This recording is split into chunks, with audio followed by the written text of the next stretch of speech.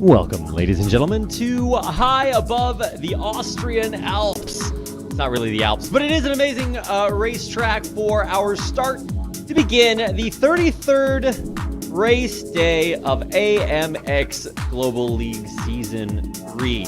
This is, of course, the Red Bull Ring. We'll be racing Formula Fords around here in just a brief moment. And we have more coming up in just a moment. After this, we will be heading over to AMX 10. And if you've spoiled yourself and already checked which races we'll be running, then I don't want to spoil the surprise. But it's going to be good. It's going to be a great day of racing, and so I do want to welcome you to our show today. My name is Reed. With me is Weihan, and we will be checking out all the action today together. And we'll have a little bit of a special guest. Evan will be joining us later on. Like, who is this Evan guy? I don't know. Just wait. Be patient, and he'll be back. He's been on AMX. Happy to have him back for AMX 10 tonight. We've got a lot of great racing and, in truth, a lot of great racers. Another one of these absolutely jam-packed days, Weihan. It's almost like our racers can tell that we're almost at the end of the season. Yeah, and that's usually when you come towards the end of the season, what happens is that the intensity of the racing usually goes up by a few notches, and I think that will definitely be the case with the racing action here tonight. Of course, we're going to Austria. A very nice place, and we've got plenty of good racing action to look forward to, and I'm certainly looking forward to looking at the drivers take on this one-of-a-kind racetrack today. And I am looking forward to looking at it with you, Weihan, and everybody else out there. Thanks for tuning in to another AMX Season 3 broadcast. It's been a great season so far, and we have so much more racing to do. Actually, that's a lie. We don't actually have that much racing to do. We've got the same amount of racing today as every other day, but the days are running out.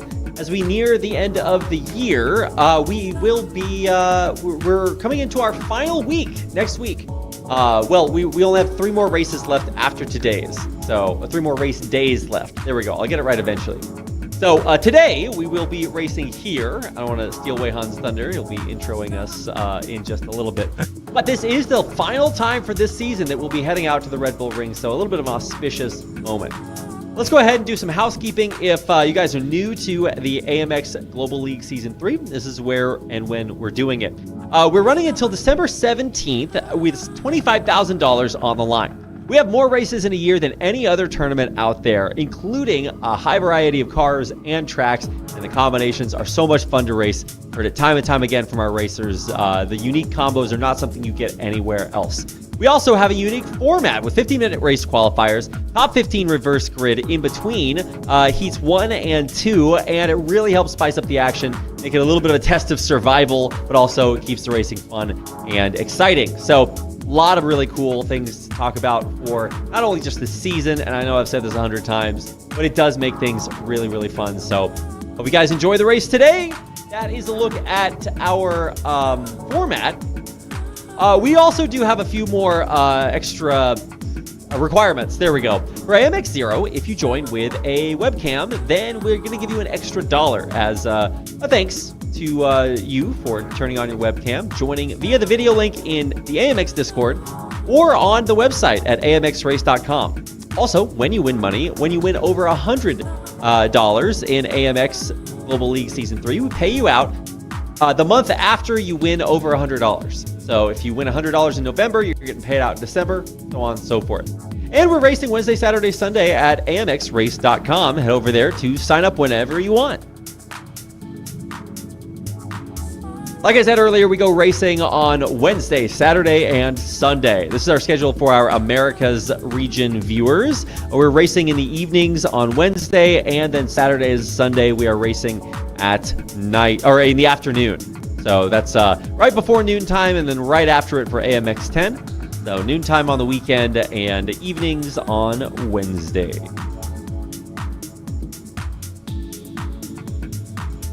And if you're like Weihan and you wish you were in the European time zone, this is when we're doing it for there.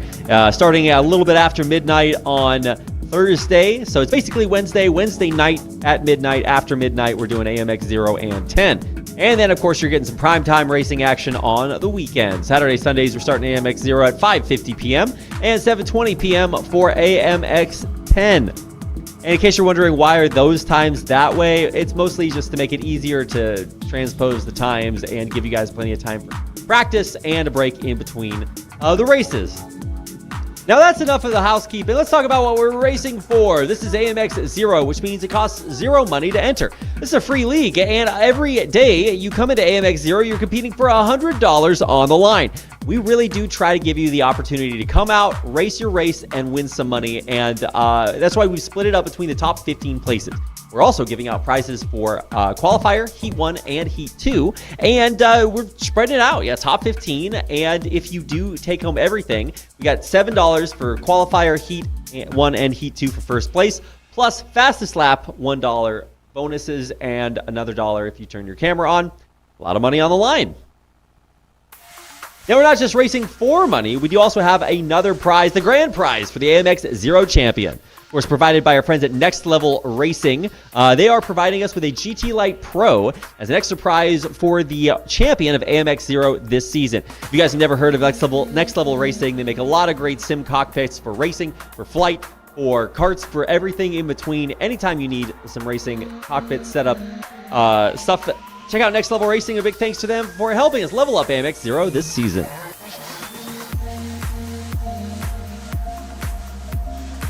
Now let's take a look at what's happened this season. This is our season recap right now. So far in the season, these are your AMX Zero top 12. Quarantine Guinness, Jackson Esenje, and Fabrizio Belziti in your top 3. These guys have been out here racing a lot. 31 races for Jackson Esenje. He is the top racer in the league when it comes to races raced.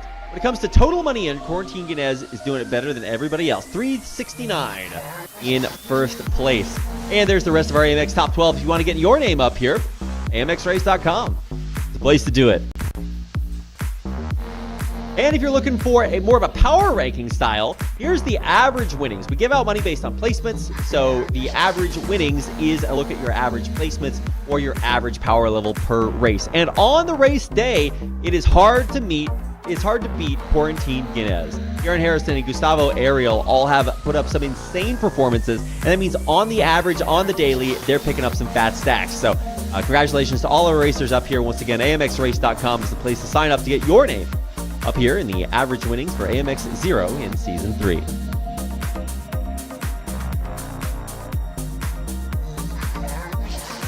And that does it for our housekeeping, which means it's time for me to turn things over to Wei-Han to break down what and where we're racing today.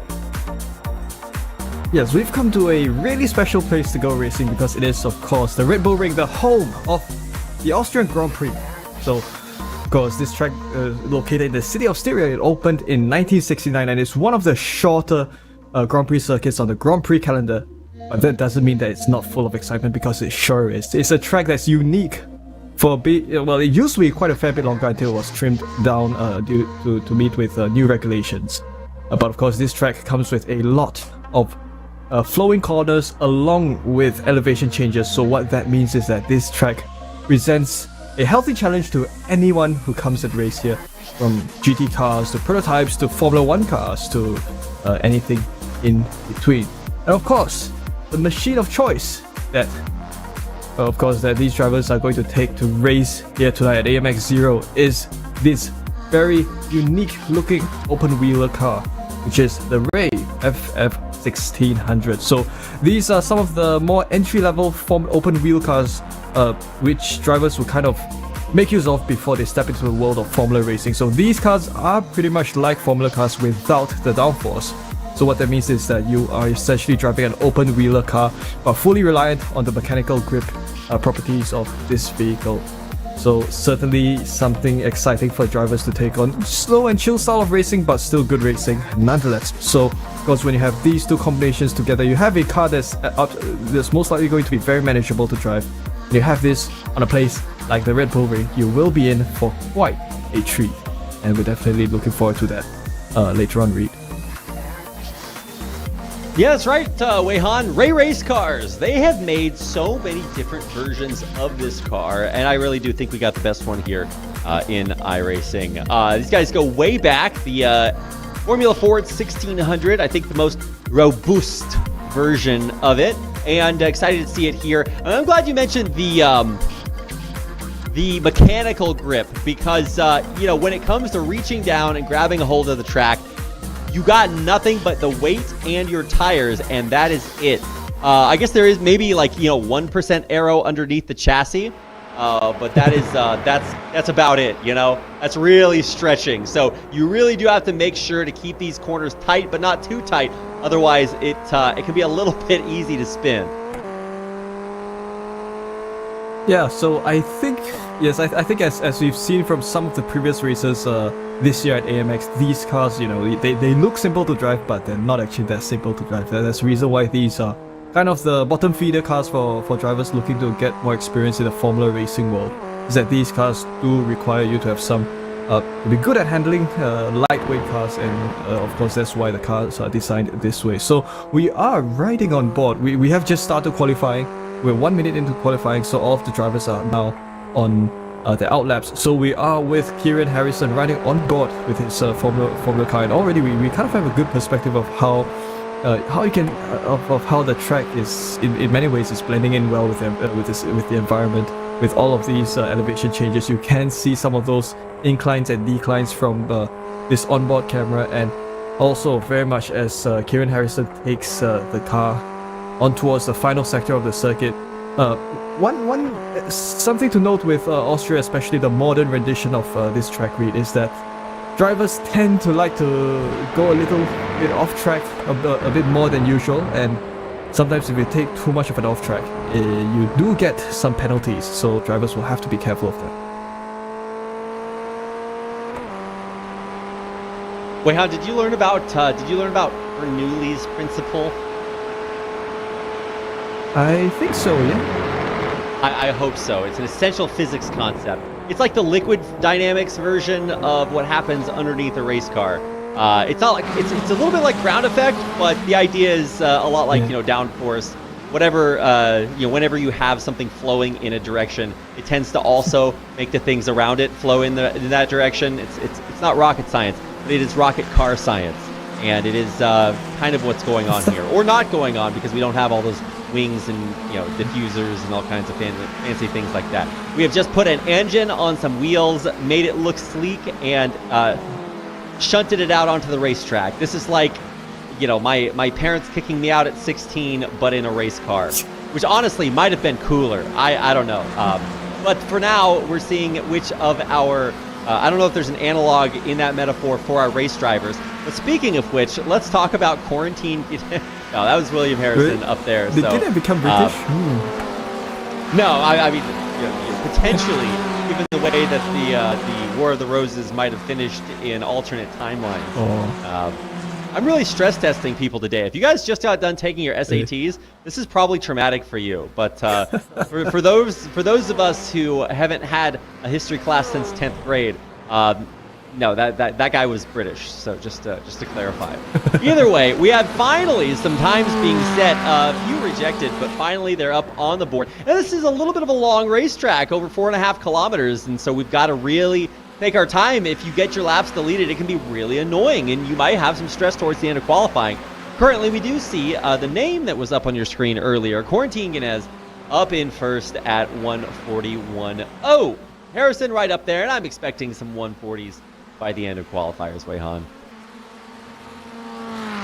I think we could see Guinness probably reach within that ballpark of 140s. But already we do have, I think about this time we should have some of the other drivers setting in their qualifying lap times. So on top of lap times, we can also have a look at sector times, and it is fair to say that we have an even spread of drivers who will be within the 141s and 142s later on when more of the drivers come across the line for the second time, which is when they'll complete their first timed lap, and we'll have a better picture of how the qualifying situation will look like.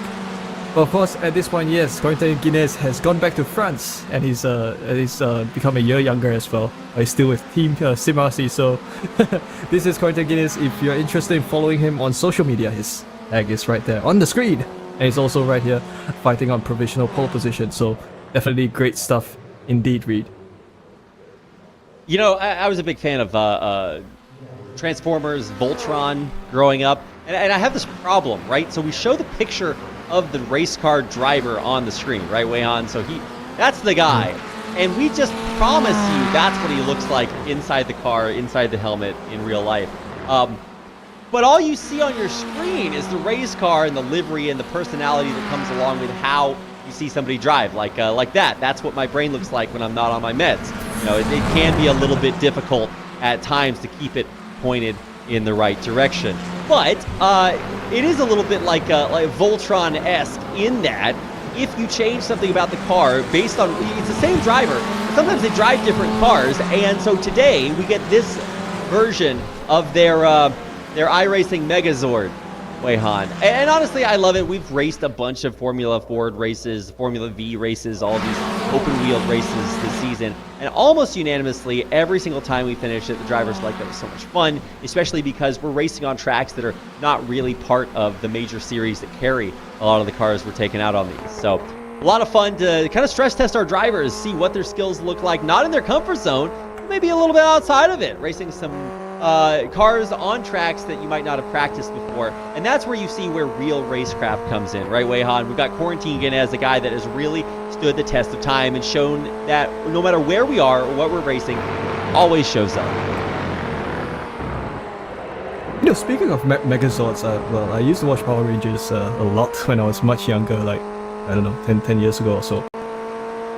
I noticed that with these FF1600 cars, the air intakes look like missile launchers, and you can probably press some hidden button under the steering wheel and a missile will fly out, and drivers can then take out the drivers in front of them. Just have a closer look at where the roll hoop is. Yeah, that's right. That's a bazooka launcher there. No, I absolutely have the same thought. The air intake. Also, if you just see any sort of like diffuser, anytime it looks like we're playing Mario Kart out here, and it's not too difficult to fit some turtle shells inside those and send them out there to do the Lord's work. But unfortunately, iRacing haven't patched that. Although I hear that after the rain update, that's next on the table. So one thing at a time, Weihan. Yeah, well, in other news, GTA 6 is also coming out, so we might see GTA 6 collaborating with iRacing and maybe implement some explosives. The GTA 6 is like Gran Turismo Awesome 6, right? Yeah, that's right. Okay, all right, just making sure. You know, I play a lot of video games. I'm more of a simulation service gamer myself, Weihan. Hey, same here, man. Wow, small world. Well, we've gathered quite a few other sim gamers, cyber sports gamer athletes here today to put inside cars out on tracks and for our enjoyment. And really, you know, racetracks vaguely circular. This is our modern day Coliseum. We are truly the Caesars of our time, Weihan, and these our gladiators. So when you see a racing incident, don't think that guy should be banned. Think, well, he probably he would have gotten impaled by a spear or eaten by a bear 1,000 years ago. But no, today we're civilized and we make them play video games for our enjoyment. What more could you possibly ask for? Well, that's kind of true in so many ways. You still have huge roaring crowds. Of course, you still got a huge roaring crowds, but you don't really have a Caesar present at the racetrack asking for blood. So that's good. No, that's me. Otherwise, that's me, Weihan. I'm the Caesar. I'm asking for blood. And then here's the great dichotomy of life. Okay, well, one of many, Weihan. All right, get your notebook out. It's coming. The difference between the races that racers want to race and the racers that viewers want to see is the reason that NASCAR exists. The idea that somehow we have to find some compromise by creating a not quite death gauntlet that people are willing to send themselves into, and then also a viewership audience that is willing to watch this for the, how should I say this, thrilling moments, Weihan, thrilling moments. We have quite a few of those in AMX, and none more thrilling than when we take Formula Fords out onto the field to see what they show us today. I think there is a track on the iRacing service that would probably closely resemble a Coliseum, and that would be Bristol Motor Speedway, and maybe LA Coliseum if that's on the iRacing service. But well, anyways, we do have a Guinea who's very fast. Very fast. Okay, when you said that, I looked up in horror, and I expected to see like a 139 up there. That would absolutely flabbergast me. I would be confounded. There's a whole lot more. This is where I wish the guys like Alex Goldschmidt was here, because you got to know that he'd find some show. Well, isn't that just a new tin of biscuits? Or don't even ask me. But somewhere out there, somebody knows what I'm talking about. Either way, as we come down to the final 5 minutes of qualifiers, we have 15 minutes of qualifiers. Surprise. We have 4 more minutes left, which is a good 2 laps, maybe. But you got to go, and if you're going to pit in between them, it makes it more risky, and there's no extra time. This is group qualifiers, so 15 minutes is 15 minutes. This isn't like, Mom, I'll be down in a minute. This is 15 minutes. So as we look at DDT, my man, Dylan David Thompson is one of our younger racers out here. He has a 1 in the front digit of his age, and unfortunately, he does not have a 1 in the first digit of his iRating, but it's open to everybody, and it's going to be exciting to see what he can do out here. And actually, he was in the Discord earlier saying, hey guys, I've been practicing in Formula Fords on the Red Bull Ring. What's a good time? What are you guys doing out there? So great place to ask about what we're doing, what everybody else is doing. And currently he finds himself right on the cutoff, Weihan, between certain death and a reverse grid into first place. That's great. Always great to have a good spread of drivers of different ages. Well, I remember when I first got onto iRacing, my age also started with a 1, but that was half a lifetime ago. Many moons ago. Yes, that's right. Victor Miranda. My age starts with a 1 way. Second. Hey, that's good to know. I wonder too. I promise, I wouldn't go on the internet and tell lies to you. That's not what people do. That's why I have my hat backwards, so that nobody doubts if I'm a teenager or not. I'm just one of the fellow kids. Yeah. You should probably have that hat, your cap facing forwards, man. Excuse you? Fired instantly. Goodbye. No. Weihan, professional, caster voice. It goes like this. Victor Miranda is one of the most skilled competitors in AMX Season 0, this Season 3 0 AMX this season. Okay, nice try, Weihan. You almost got me there. He's from Texaco Racing by Tony Kanaan, and obviously it's one of the most prolific teams, not only in sim racing, but certainly in AMX Global League Season 3. He's only 26, even though he does look like he could be a grandfather in the way that he drives. No, I'm just kidding. I would never do him that way. No, he's absolutely one of the fastest drivers we got out here on the track. 8K iRating and making it look good up there at the top of the standings. So really, really exciting to see him battling it out with Quarantine Guinness for just absolutely nail-biting tenths of seconds between their qualifying laps. Reed, I'll do one better. This is Brazil. Yo, so I've noticed this, and this is where we're going to alienate all of our Brazilian viewers, but like, when you spell it in English, you spell it with a Z, right? Because we just decided, right? But it actually is spelled with an S, and it has... yes. Oh, okay, well, first of all, Weihan. I'm just going to add a production team. If you guys can mute Weihan for a second, that'd be great. I'm waxing eloquent here in the final moments of qualifiers. Okay, so anyway, you're supposed to pronounce it with like an O at the end. And it's like Brazil. Just trust me on that one. Also, I'm now fired. But anyway, I did my best, guys, and that's what counts. Except it's not what counts in racing. If you do your best and you place last, you get as many participation trophies, hugs from your mom, crying into your dad's shoulder on the way home. But ultimately, you still lose. What is this livery? Oh, that's the Gunther Steiner livery from Fabrizio Belziti, who's actually dethroned Victor Miranda, as has Kieran Harrison, down to the wire at the end. And I wonder if Belziti has time to finish his lap. I don't think so. So for all intents and purposes, this is going to be it. Any other final times heading up on the board? No, that is going to do it. 5 seconds. Okay, I'm not going to call this too early. We have seen times get put up at the very last second. Nope, that's it. All right, wow. That final lap was a real doozy there, Weihan. So much changed up at the top. It was just Victor Miranda and Quarantine Guinness battling it out, but no. At the final moments, we had Quarantine Guinness maintain his spot with a 1:43.52. But then Fabrizio Belziti hips Victor Miranda and Kieran Harrison at the line to go second place with third and fourth behind him. Kerem Elozeo there rounding out our top 5. Any other surprises here, Weihan?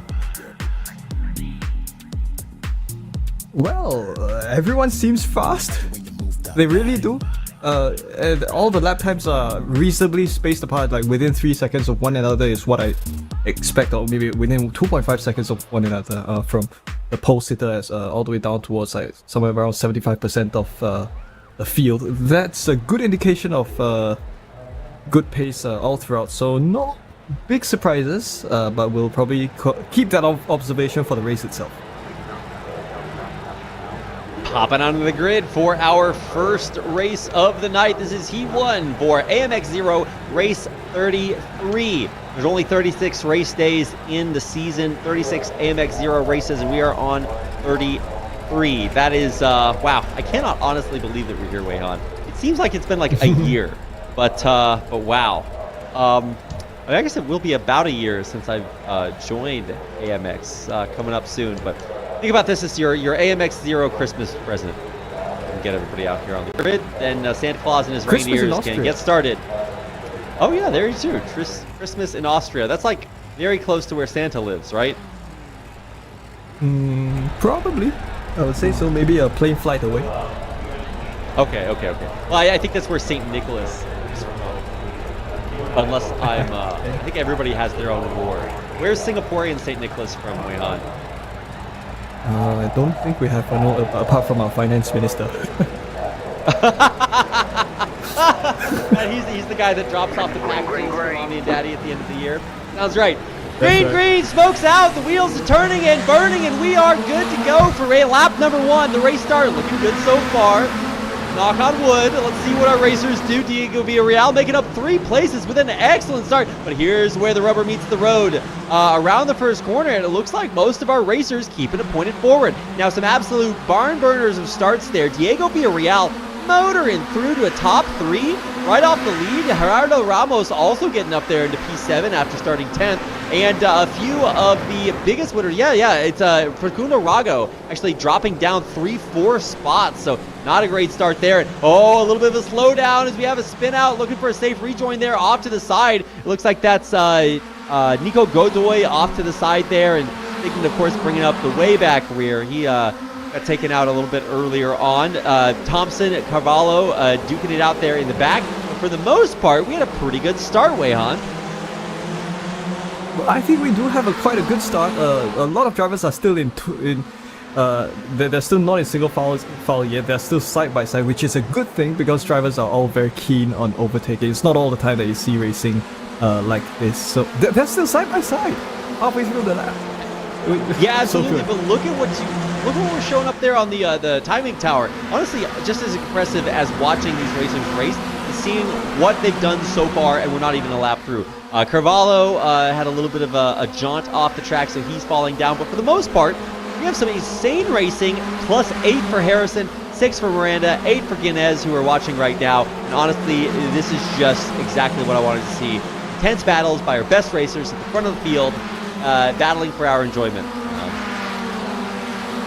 Yeah, that's good. And they've come around the start-finish line for the first time, or rather they've completed the first lap here at the Red Bull Ring, and they're on for the second lap. So already a lot of overtaking. So, you know, when you have cars that are not too aero reliant, you'll have plenty of overtaking, and that's exactly the case here. So we are focusing on Diego Villarreal, and Corentin Guinness has made the move up to 4th from 5th position. 3 wide racing action down the longest stretch of a short track here at Red Bull Ring, and we've got plenty of overtaking action. That could be a potential contact between the white and the pink and the red car, which didn't result in any shunts, so that's good. This battle pack, I would imagine, is probably led by Fabio Zampolini in 3rd. Seems like it. Well, because all the drivers are kind of bunched up now. Yeah, also, I've been shouting out the big drives by Guinness and Harrison. They're on plus 10s right now, plus 11 as Guinness overtakes Zamperlini to try to lead this battle pack himself.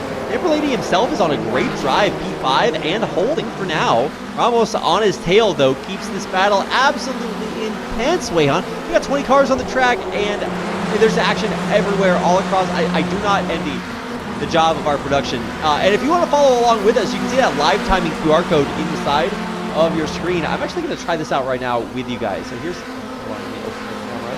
Here we go. Oh, it was selfie mode. That's horrible. But I can scan it, live timing, click the link, open link. There it is on my phone. You guys can do it just as easy as that and follow along as we watch our racers head out into what is still basically grid positions. I mean, obviously not the same positions, but this is remarkable to see 3 laps of such intense racing. The fastest lap, 1:41.7 by Kieran Harrison, coming into lap 3. Oh, Gerardo Ramos spinning out the exit there. of turn 1. Oh, that was a big hit. Look at the stewards. They're just kind of chilling out there, but that was a big hit. That's Gerardo Ramos knocked all the way into the next galaxy. He says he's 12th, but actually in reality, probably much farther away. He's gotten himself back pointed forward. He will start to make up some big positions and maybe get reverse gridded into a good spot, but rough to have that happen in the middle of the race. Belziti almost able to overtake Kieran Harrison. What are we watching here? Belziti set one of the most monstrous laps of qualifiers, and now he's about to do it to Kieran Harrison? This is not a guy that gets overtakes. He is an overtaker, not an overtakee. You know what I mean? And Belziti is really fighting for it every step of the way.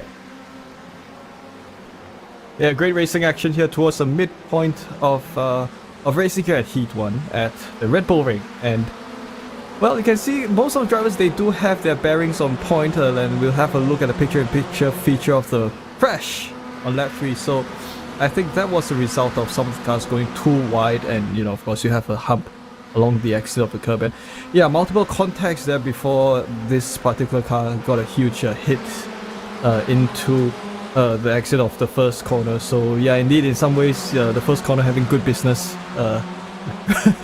here in this race. But we're back to live action, and Kieran Harrison continues to sit in 4th as he goes on a run down on the main stretch as they then approach this uphill braking point. Well, there are quite a few uphill braking points here at the Red Bull Ring, something I've realized. So it's quite good for the drivers so that they typically shouldn't lock up as they brake up the hill. That is Petroniv, who's trying to retake 3rd position from Harrison, which he does. So indeed, three wide racing as they continue up this hill. Well, with these cars, you can do as you can race with as many cars abreast as you want. And Kieran Harrison continues to sit in 3rd with Belziti, who sits in 4th position. I keep getting distracted by that paint scheme featuring Günther Steiner right there, but that's interesting. Oh, some cars making good use of the grass there to cool their wheels down. Interesting. Oh, someone's spin gone off spin around. out to That the side is, and right into it. Zampolini No, is look around. at that avoidance. What a save. Holy moly. That was some excellent avoidance, really turning on a dime to avoid a crash. Yeah, at least with these cars, you don't really go Beyblading, unlike the Lotus 49s at Monza a couple of weeks ago. Oh, that was crazy. I really want to do that theme that's great song fun. and a edit afterwards. But no, yeah, and that wasn't even like an incident. It just, you know, if you lose the front wheels, that's how it happens. So, Ginez and Resenje, we are on board with both of them, and Resenje is really bringing it too. Our race leader and often race winners. So, very happy to see this kind of contention up at the front of the pack. Now, right behind him, Kieran Harrison is solidly crafted a 3rd place for himself, with Belziti doing the same thing behind him. And we're on lap 5 out of 8, which means we've got 3 more times to watch these guys to see what they can do before the end of the race. Wayhan, is there who's impressed you the most this race? Whoa! Well, Guinness, as always. Oh, that's someone who's gone out. That's Facundo Rago, who I think he's unfortunately spun along the exit of turn 1. So yeah, turn 1, good business, as you know, as we sometimes like to put it. Hotspot for spins and stuff like that. Victor Miranda continues to fight to defend his position up in 4th. But yeah, I think Corentin Guinness performing very well every race. You know, he's always climbing positions all the way through the grid, and that's definitely great stuff indeed. And one thing about racing here at AMX is it's very important to be adaptable across different car platforms. Let's have a quick look at the spin replay of Zampolini. Well, that was I think that was the result of braking too hard and the oversteer coming as he came into the corner. But things happened nonetheless, and that he was avoided well by the other cars passing. So all good. We're back with Miranda once again. He's currently in fourth, coming under some pressure from Belciti, and he's also got quite a fair bit of a gap behind Kieran Harrison. So for the next 3 laps, Miranda will have to try to defend his position and also try to close up the gap with Kieran Harrison, which he will have to try very hard to do so. Did you ever watch the Mighty Ducks, Wei-Han? I have not heard of that. Is that a show? Or? Oh my god. Okay. First of all, it is a show, a very excellent one. But specifically the movies, the hockey movies.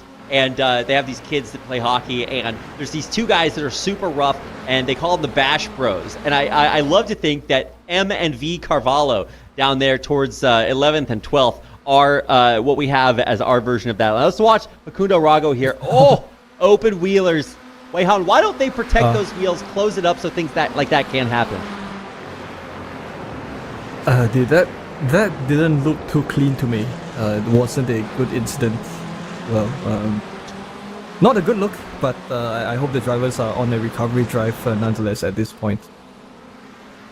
Well, that's yeah, we don't have halos in these cars, so that could have been a deadly incident. You're right, Wei-Han. But for now, it does look like they are both drivers. I'm getting word that they are still healthy and uninjured. So yeah, it did look. It makes you really want to kiss your children before you leave the house in the morning, Wei-Han. But don't worry, the drivers they've always got a rocket launcher button to deploy like bazookas from the air intake on the right. That's right. They just need to figure out where the button is. That's right. There is a cheat code that turns this into Twisted Metal Black. Victor Miranda, the guy you were talking about earlier, we're about to see him pop up here on our screens as we watch Belziti's onboard showing what it looks like behind him. This is one of the most exciting parts of the race right now, one of the closest battles between Victor Miranda and Kieran Harrison. And we're getting a chance to watch kind of both sides of that thanks to our production team's excellence. Big fan of those guys. And it actually looks like Victor Miranda might have the run on Kieran Harrison. Look at that. He's making up hundreds every single time. Comes around the corner, loses it a little bit. But, oh, yeah, he spins wide over the curb. So that is, that's going to do it. Or is it, Wei-Han? Well, good attempt. Guinea continues to hold on to the race lead. But he's under a lot of pressure with just under 0.2 of a second of a gap. So exactly that. We do have 2 battles happening within the top 4-5 drivers. So as we have just under 2 laps of racing to go, Guinea will have to, as much as possible, try to defend his race lead because Jackson Resende will try as best as possible to find an opportunity for overtake, and he continues to trail closely behind Corentin Guinea as they take on this part of the circuit. So 2 battles ensuing between with the drivers here in the top 5 as usual, the other one being between Miranda and Harrison. But of course, the battle isn't over until the checkered flag flies. Resende, as much as possible, trying to shadow the racing line that Guinea is taking, which is very important because you want to get as much of a tow as possible. And we do have Resende closing up the gap with Guinea as he comes upon this sector. So 2 final corners to go before they start, before the drivers see the white flag, as they try to use as much of the runoff as possible without copying an off track or a cut track. But well, one of those things racing here at Red Bull Ring, you know, the effects of new style of racetracks. But this is Resende. He's going to go along the inside of the main stretch for an overtaking move. He makes the overtaking move work along the entry into turn 1, and he goes quite far out wide. The accident, and so do Victor Miranda, Kieran Harrison, and Fabrizio Belciti behind there. But Guinea, he's worked very hard to fight his way all the way up to race, and he goes slipstream side by side racing once again. This is the longest stretch here at Red Bull Ring. He has the outside line, and Resende has the inside line. So let's see if Resende is going to be able to defend his newfound race lead. Both drivers fighting it out very aggressively indeed, but Guinea continues. He retakes his race lead as they come towards the halfway point of the final lap of racing here at the Red Bull Ring. Yo, this is dirty but clean, I don't know what to say here. Coming alongside again, trying to do him on the inside, Guinez. unable or able to keep that, but this is so intense. I cannot believe that these guys are just doing it back and forth. Guinness in the lead for now, but for how long? Seconds. We also had Victor Miranda doing Fabrizio Belziti from 5th into 4th by 4th with an F on the end. They're into 4th place as number 4. Feels like that's where he should belong. As we hop on board with Quarantine Guinness, you're just watching, you're waiting for Jackson Asenje to pull out of the slipstream, come alongside, and try to get him around the edge on our white flag lap, 8th lap, final one coming in, and it's just hotter than ever, Wei-Han. Whoa, my God, that was close.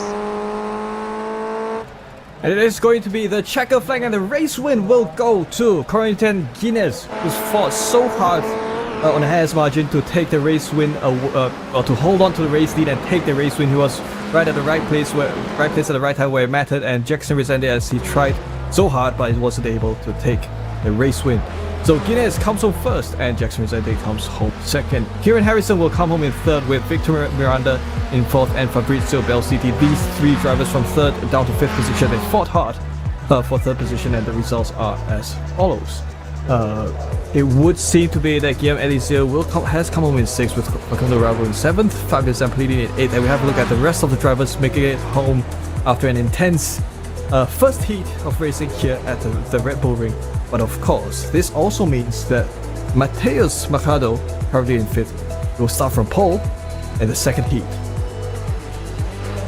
And that's actually kind of impressive, Wei-Han. We haven't seen Machado up in the lead ever since he started racing with us, which is not that long ago. So one of our newer racers already having his first taste of success up at the top. But that's coming up in a second. Right now, let's break down the results. Your session winner is Quarantine Guinness. Fixing his camera there, making sure he looks good, and he does. Representing SimRC, of course, quite well, along with his SimRC teammate Kieran Harrison in third. Jackson Asenje, though, put up one hell of a fight there to form P2, along with his Mexico Racing by Tony Kanaan teammate Victor Miranda in fourth place. Voracious Racing team also represented in places 5th and 7th, and of course Fabio bringing home Duck Hawk right below there. So that was the way the cookie crumbled in heat number 1. It's time to get started with heat number 2. We are moments away from turning the green lights out and getting ready for a start on heat number 3, Wei-Han. Yes, we are indeed, and of course, usual heat 2 fashion, we will observe the race start from the cockpit of the driver, who's currently placed in 15th. So green flag, we're off, and already from perspective of Guinness, we do see the drivers up front getting a good start. That is Lucas Sigman, who's climbed a position as of the race start, with Mercado, who's dropped down to second. Some of the drivers have gone out wide, and yep, I think three cars have been caught out wide there along the exit of turn 1. So what that means is that some of the other drivers have managed to climb a couple of positions, and already we do have Quarantine Guinness, who's climbed 3 positions. Kieran Harrison has climbed 4 positions. The drivers are the typical climbers that we would expect, and they're now making their way across the tightest hairpin, which is turn 2, and we do have the loud engines roaring at us.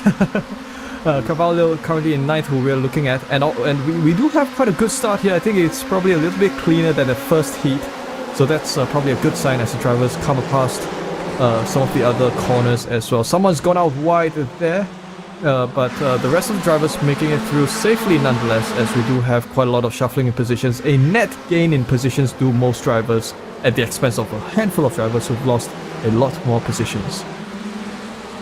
Some very close racing, and I love that you can do this. These aren't Formula cars. These are, well, I guess they're Formula 4, but not the big F1, 2, 3s. And so the speed is low enough to where you can actually have this many cars racing this closely and keep it pretty clean. We are actually seeing some really sick racing, specifically there between Jackson Asenje, Fabrizio Belziti, and Quarantine Guinness. These guys are right in the thick of things, and they're still making it look good. As we look towards the front, we're seeing Sigmund and Carvalho lead away into the distance. My God. Someone's spun out there. Yeah, I think that was Lozano. That was Thompson. Oh, some action into turn 1. There was a bit of a lock-up by, I would imagine, Carvalho or Kieran Harrison, but that was a great attack into turn 1. It took the corner 3 wide. requires balls of steel to do that. But Cavallo continues to sit in 5th position. He's, as usual. Kieran Harrison making them battling for 2nd position with Victor Miranda indeed. So Zampolini climbed up to 2nd position up here. So of course we have the biggest gainer so far. That would be Kieran Harrison, who's gained 11 positions and currently sitting in 2nd. Corentin Guinness is in 5th. He's gone up to 4th. He's also another huge gainer at this point. Now he's the greatest gainer with 12 positions. So if it's a bit hard to kind of look at the action. At one moment I'll be focusing on the timing tower, and another moment I'll be focusing on the action on track. But that's a result of close racing with the fastest drivers here. We say, oh, that's someone's gone around. That's Victor Miranda, who's I think he's gone around, and he's probably quite a bit flustered by that, and he's lost all his positions and he's gained hand over fist just with a blink of a second, and every other driver would benefit from that shot. Kevin Harrison goes up to 2nd, and Guinness now in 3rd. Wow, yeah, that's a rough one. Also want to point out the Carvalho brothers are reuniting each other as Eliseo does another pass. And there we go, flashing out, spinning out. It's Victor Carvalho, and then Machado, your former race leader, now way out behind 15.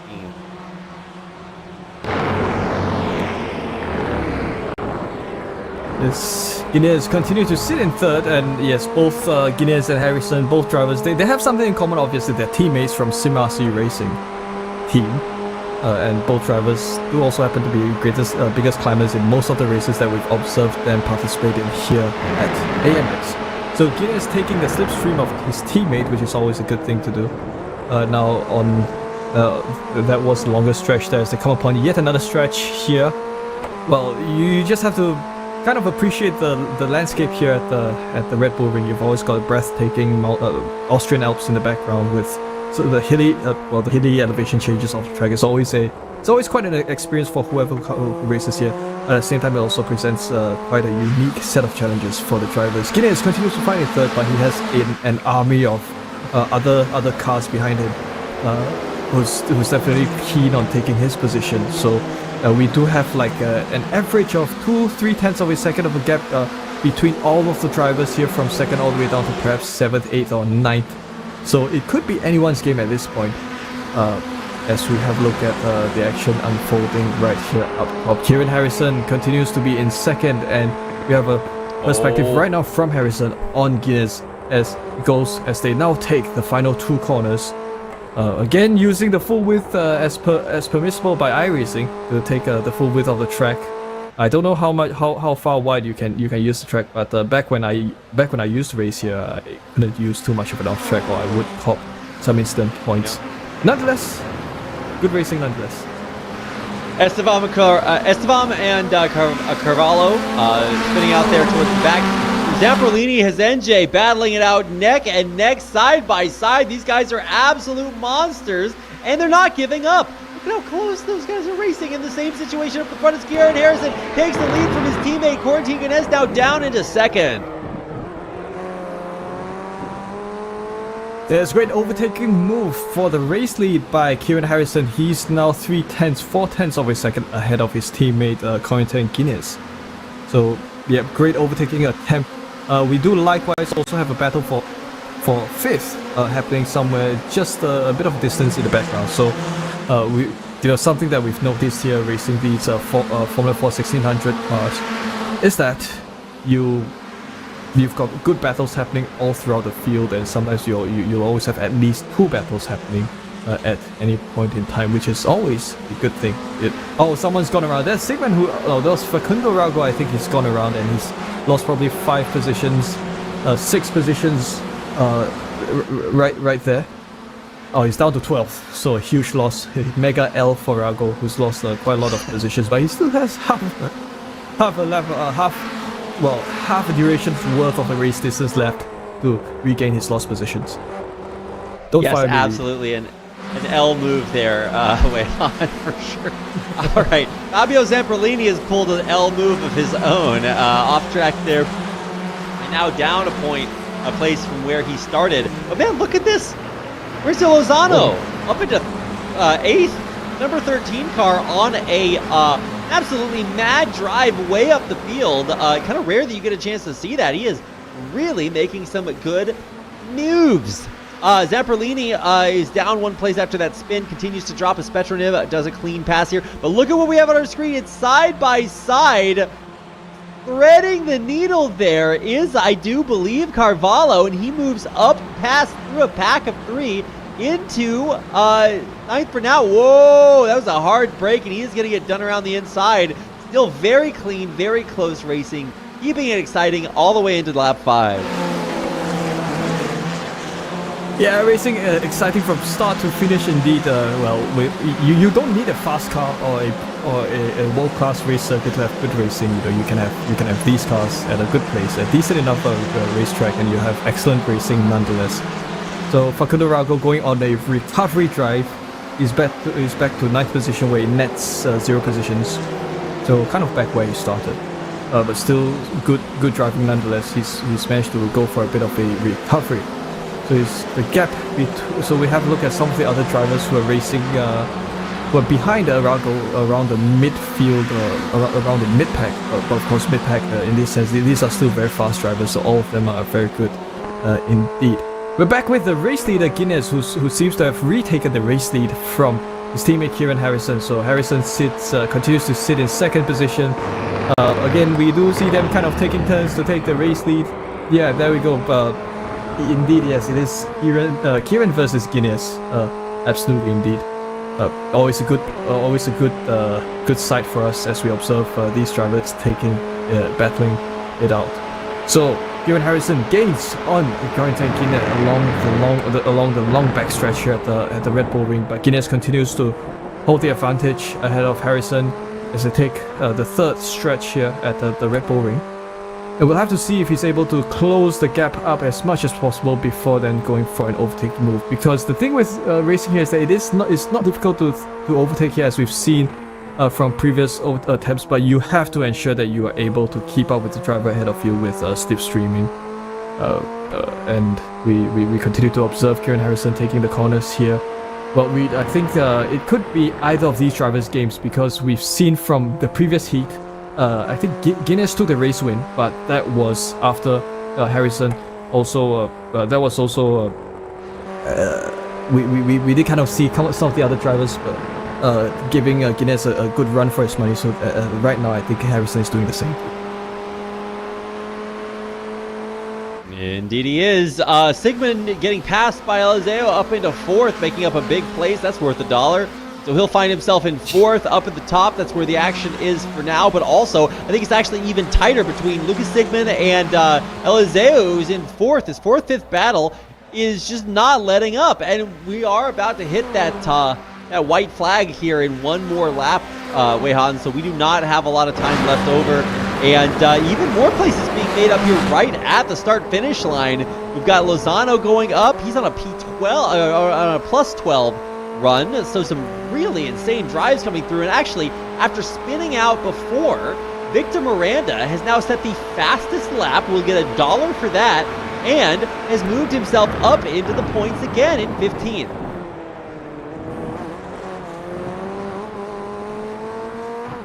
Yep, absolutely. So great recovery by Miranda there. Of course, he's always a front contender in all of the races that he participates in. So for Miranda to continue fighting out in 15th, that's a good effort indeed. So whilst we do keep an eye on the battle for the race lead, we have a look at Jackson Resendi, currently in 3rd. He's coming under quite a heat of pressure from Guillaume Eliseo in 4th and Lucas Sigmund in 5th position. So all 3 drivers are quite compact together. We might not expect overtaking moves by those drivers if things remain status quo, but we would probably expect an overtaking attempt by Kieran Harrison. So both these drivers are teammates, but that doesn't mean that the fight for the race win will be any much easier for these drivers indeed. So as we come towards the final 2 corners before the white flag will be thrown, Kieran Harrison continues to sit behind Corentin Guinness as they take on the final couple of corners. So slipstream run by Kieran Harrison down the main stretch. Is this going to be an opportunity for Harrison to go along the inside of Guinness for the race lead? Does so indeed. So drag race run down the main stretch. Corentin Guinness, or rather Kieran Harrison, goes along the inside, makes the move work. for the race lead. But Guinness will now return the favor and try to make it work, although he runs along the outside, which might put him at a slight disadvantage if he wants to clean off this move. But it seems, is he going to be able to clear the nose of Harrison? Well, if he does so, he would be able to take on the race lead, but no. Harrison continues to take on the inside line, which now becomes the outside as he exits the second corner, and it goes side by side now, almost wheel to wheel there.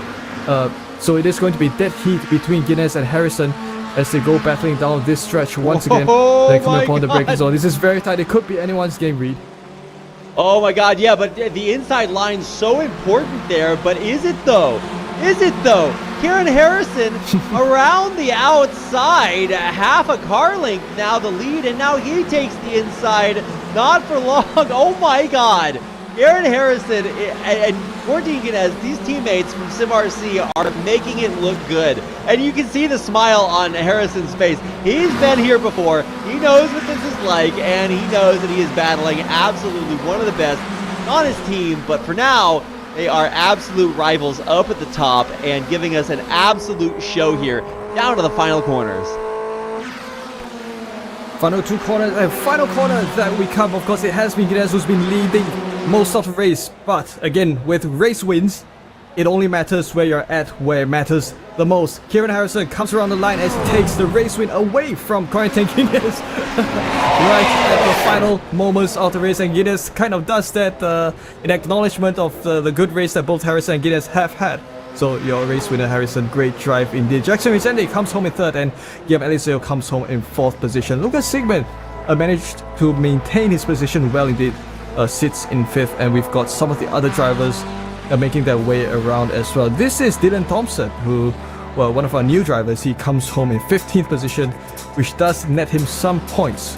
Great effort by Dylan Thompson indeed. So what a race, what a night of racing here at the Red Bull Ring. It's been definitely nail biting for a lot of drivers, as we did see some of the racing action go up a few notches, and I think it's been great overall. Yeah, some unfortunate early action that didn't help out some of our drivers. Yeah, honorable mention there to guys like, oh, actually, he's not even on your screen right now, but yeah, honorable mention to Victor Miranda, who got spun way down the field and finishes off screen, but he did get fastest lap, I believe, if I'm not mistaken. Maybe that got taken away, but either way, he put up an absolute monster of a lap, and we'll get $1 for that. Your session winner, Kieran Harrison, SimRC teammate Cortine Guinness right below him, and then leading the way for Texaco Racing by Tony Kanaan, Jackson Hasenje, and Guillermo Eliseo. So really good representation there. Lucas Sigmund, Fabrizio Belcidi, Mauricio Lozano rounding out your top 7, with guys like Fabio Zamperlini, Diego Villarreal really battle it out there for that 10th place spot. And then, of course, you mentioned DDT, Dylan David Thompson, one of our newer racers, finishing in the points down in P15. Nothing to shake a stick at down there. Great job from him to finish in the points at the bottom of the standings.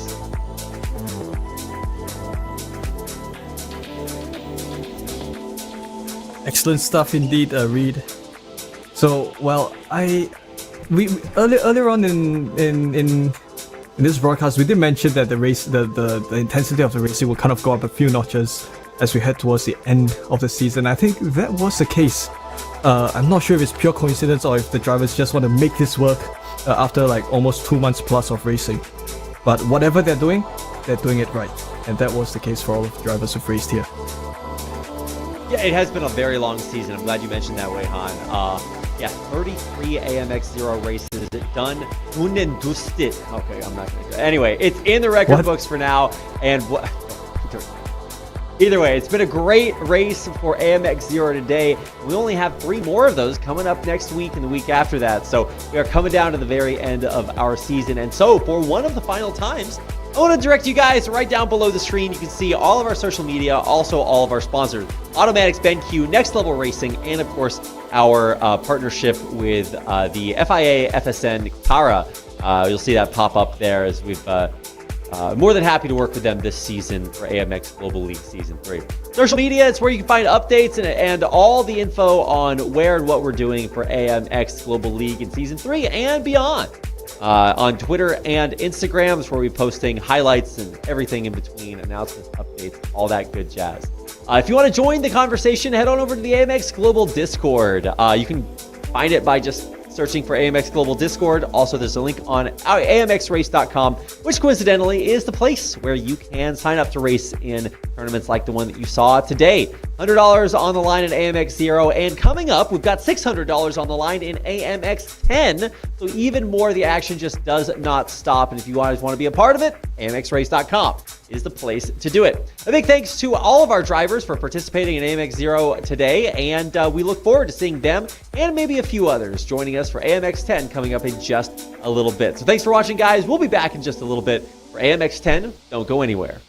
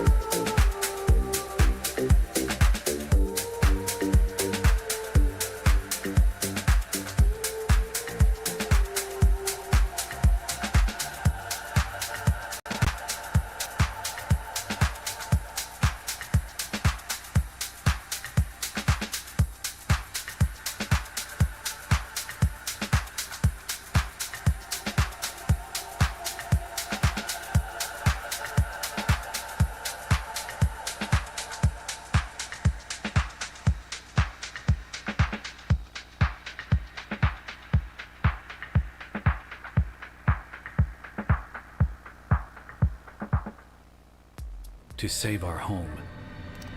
We must travel through the gateway to find new energy.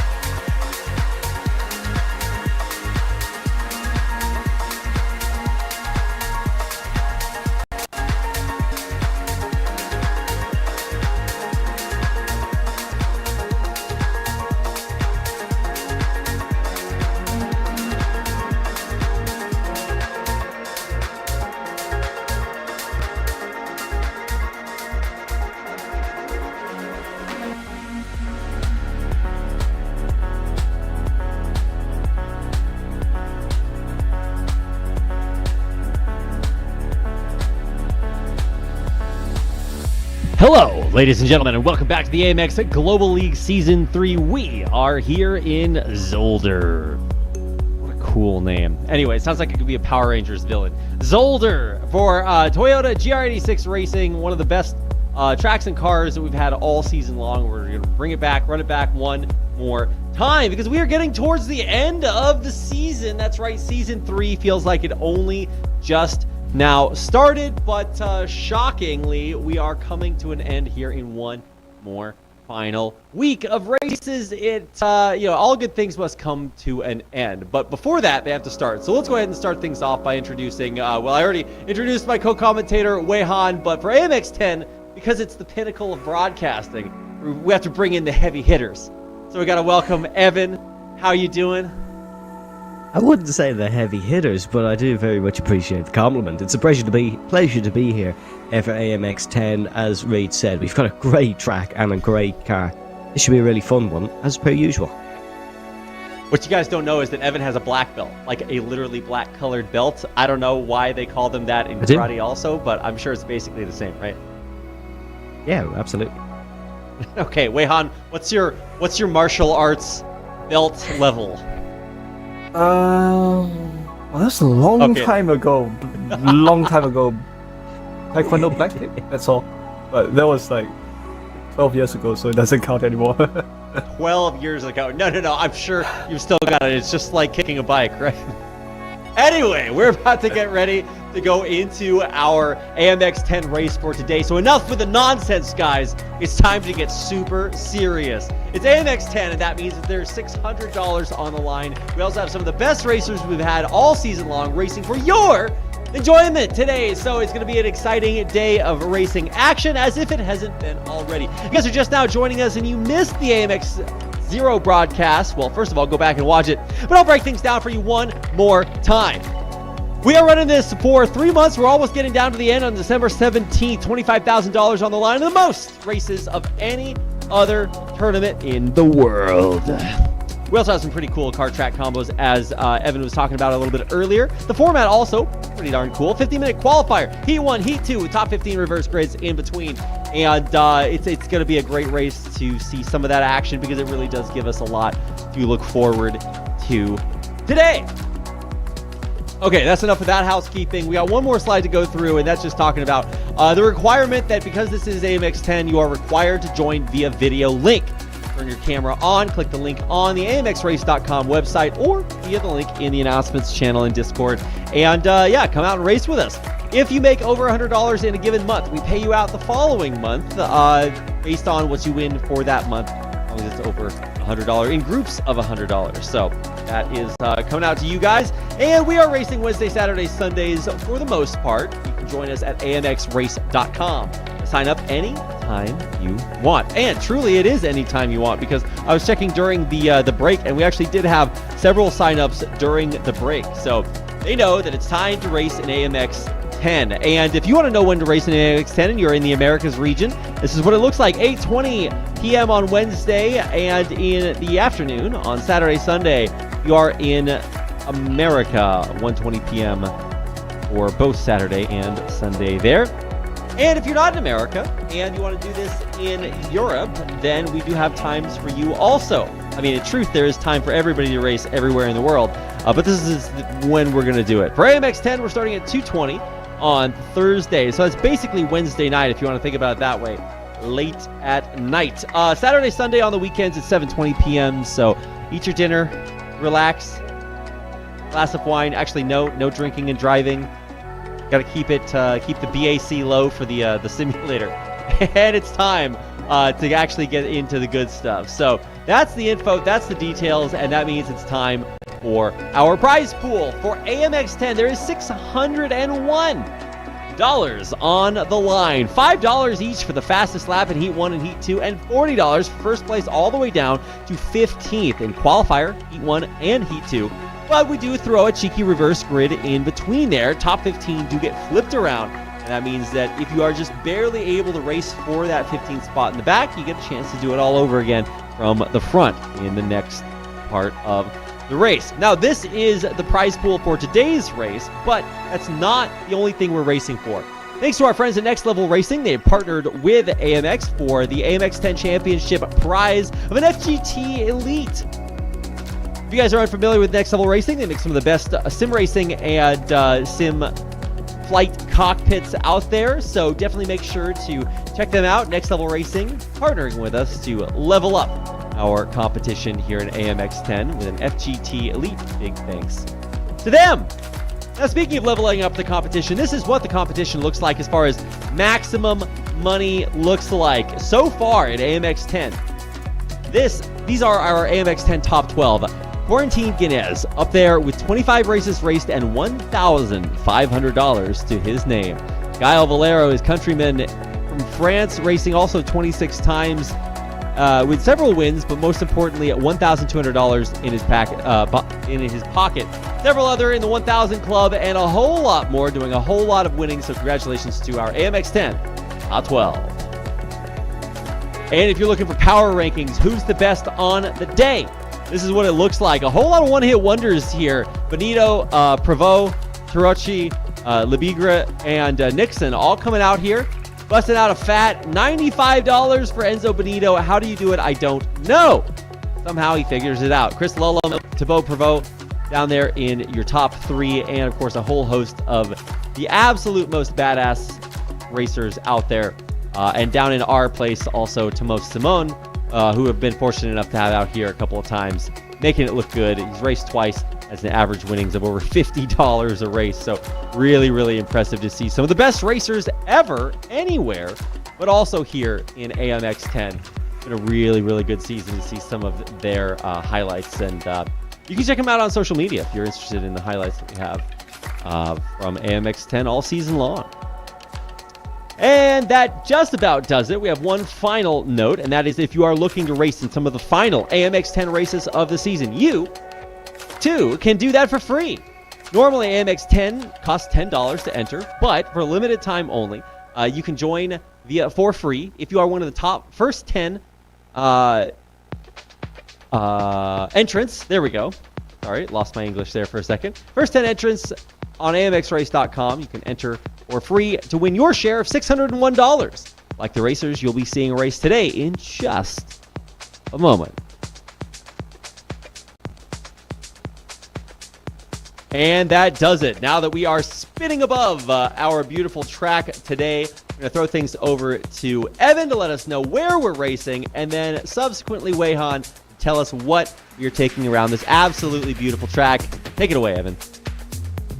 Yeah, so we're racing at the Circuit Zolder, which is situated near the intersection of the E313 motorway. It's near Asselet and Antwerp, and just 100 kilometers from other major cities such as Brussels, Liège and Eindhoven. You can see it's a 4.011 kilometer track. It has 10 corners officially, but there is actually a lot more. They've just grouped it together to make things easier for us.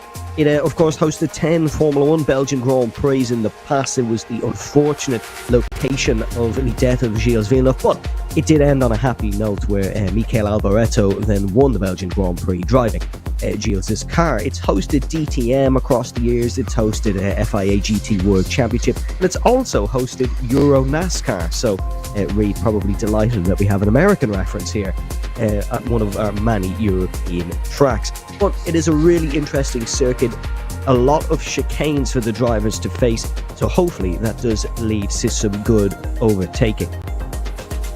I mean, I don't know what that means as far as kilometers goes, but it's 2.5 miles in length. If you guys were wondering about that, I apologize for Evan. He obviously misspoke. Yeah, sorry. What the F is a mile? Well, I'm just explaining it to you. And now it's time to talk about what we're racing here. So take it away, Weyhan. What is this? Yeah, so this guild, it's not exactly cute. It can get quite messy. This contraption creation machine here from the biggest automaker in the world, Toyota. This particular machine is called the GR86, specifically the GR86 racing variant that has become popular with enthusiasts who want to kind of take their racing up a notch. So specifically this version is the GR86 from North America. And what that means is that you can actually buy this car in real life and drive and race as an enthusiast, as a hobbyist. So this car exists on the iRacing service as a rookie/E-class entry-level car, and that's definitely a good choice, because this car is not only is it easy to handle, it also teaches you some of the basics when it comes to online racing. So this car is it's reasonably powered, 228 horsepower with 1,300 kilograms with a sequential gearbox, so it makes for a good chill driving experience in some ways. It's not exactly the fastest, but it produces some of the most excellent racing experiences. And of course, we're taking this car to Circuit Zolder, and it's very difficult to find an even better combination and such. Yeah, absolutely. Also, we put those Scythe Chariot wheels on them, so anytime you want to, give a cheeky puncture, just ram it up. Nah, my Age of Empires 2 talking. No, it's a great car on a great track, and in truth, it's been one of the favorites of our racers all season long. Kind of sad to see it go, as we are really wrapping it up. But man, just listen to, oh my God, absolutely one of the best sounding engines out there on the field, and I think you'd agree, Evan. Yeah, I do agree. Unfortunately, actually, and here's a little bit of a niche fact for you, the locals in Zolder don't. There's actually a sound limit at the circuit of 94 decibels. It's managed at turn 4 and turn 7. Thankfully for us, they turn it off for race days, so we can have these roaring Toyotas all evening long, all afternoon long, all morning long. Wherever you are, we can listen to them for as long as we like, and they can't say anything. That's probably because it is also a sim racing game, and the locals in Zolder, unless they are friends of the show, they can't actually hear it. Honestly, I'm a little bit disappointed in iRacing. They haven't programmed authentic locals. My simulator experience is ruined! Anyway, back to the actual racing. We're starting our qualifiers here. We're getting a little bit of air on some of these cars. We're bouncing around some of the corners, and we're just in the beginnings of qualifiers. So this is still glorified practice as our racers get a feel for the track and continue to warm things up and get ready to set their hot laps later on. And like I said earlier, we do have some of the best racers racing for us today. And if you want to follow along with any of them, you unfortunately cannot press the sky red button in the middle of your remote. You have to check the live timing link on the side of your screen. I actually scanned it for the very first time earlier on in our AMX Zero broadcast, and I'm happy to report that it works flawlessly. So hold your phone up to the screen. Act like you're doing what your grandparents do and taking a picture of a digital screen instead of a screenshot, but instead just hit the QR code link going into the live timing, and then you can follow along with any of what you see on the screen. If you're seated far away from the screen and you can't see the tiny text out there, then this is a great way to follow along. We're also going to periodically spotlight some of our drivers. This is Tomas Simon. He is racing for Team Veloce, specifically Veloce Vexed. Of course, their new coin. It's old, which I assume means 30. And if you want to follow him on SNS, which apparently stands for Social Networking Service, if you're unaware of that. Social media is at Tomas Simon. So nice to see him out here racing with us for what I believe is only his third time ever, and he's making it look good. And now obviously he's incredibly skilled, having raced for Veloce many times before and put up some great performances in some of the great tournaments in the world, but it's exciting to see him do it out here on the track in AMX this season. Yeah, very good driver. Yes, that's right, Reed. He's got a... Oh, sorry. Oh, apologies. It's a very good driver, is Tomas. He's going to be one to watch here this evening. He's only fifth so far in qualifying, as I also just tried the live timing thing, Reed, because I've never did it before, and I can confirm that it absolutely works flawlessly. So folks at home, get on that. It's also the link in the YouTube and Twitch chats, I believe. Our fabulous production team do put it there for you as well. That's how I usually access it, so make sure to do that. But we're on board with Villarreal heading in towards the Villeneuve chicanes, or the Villeneuve bocht, the Dutch word for corner. So if you hear that a lot from me or from the other guys this evening, bocht is the Dutch word for corner. But heading down then towards turn number 8, I have a feeling this could be one of the big overtaking zones in the race. Of course, there's not any, or not supposed to be any, overtaking really in qualifying, but certainly that is something to look out for.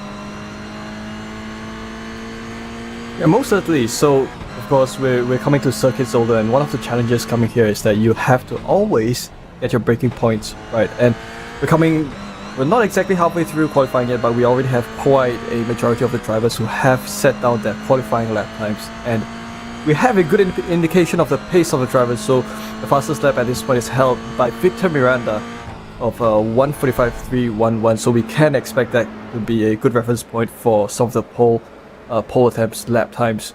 The rest of the drivers, they're all mostly within 1.5 seconds of one another, so usually that's a good indication that the field is of a certain pace, so that's a good indication indeed. This is Jamie Christensen, one of our Aussie drivers. He's currently up in 5th position in terms of qualifying lap time, and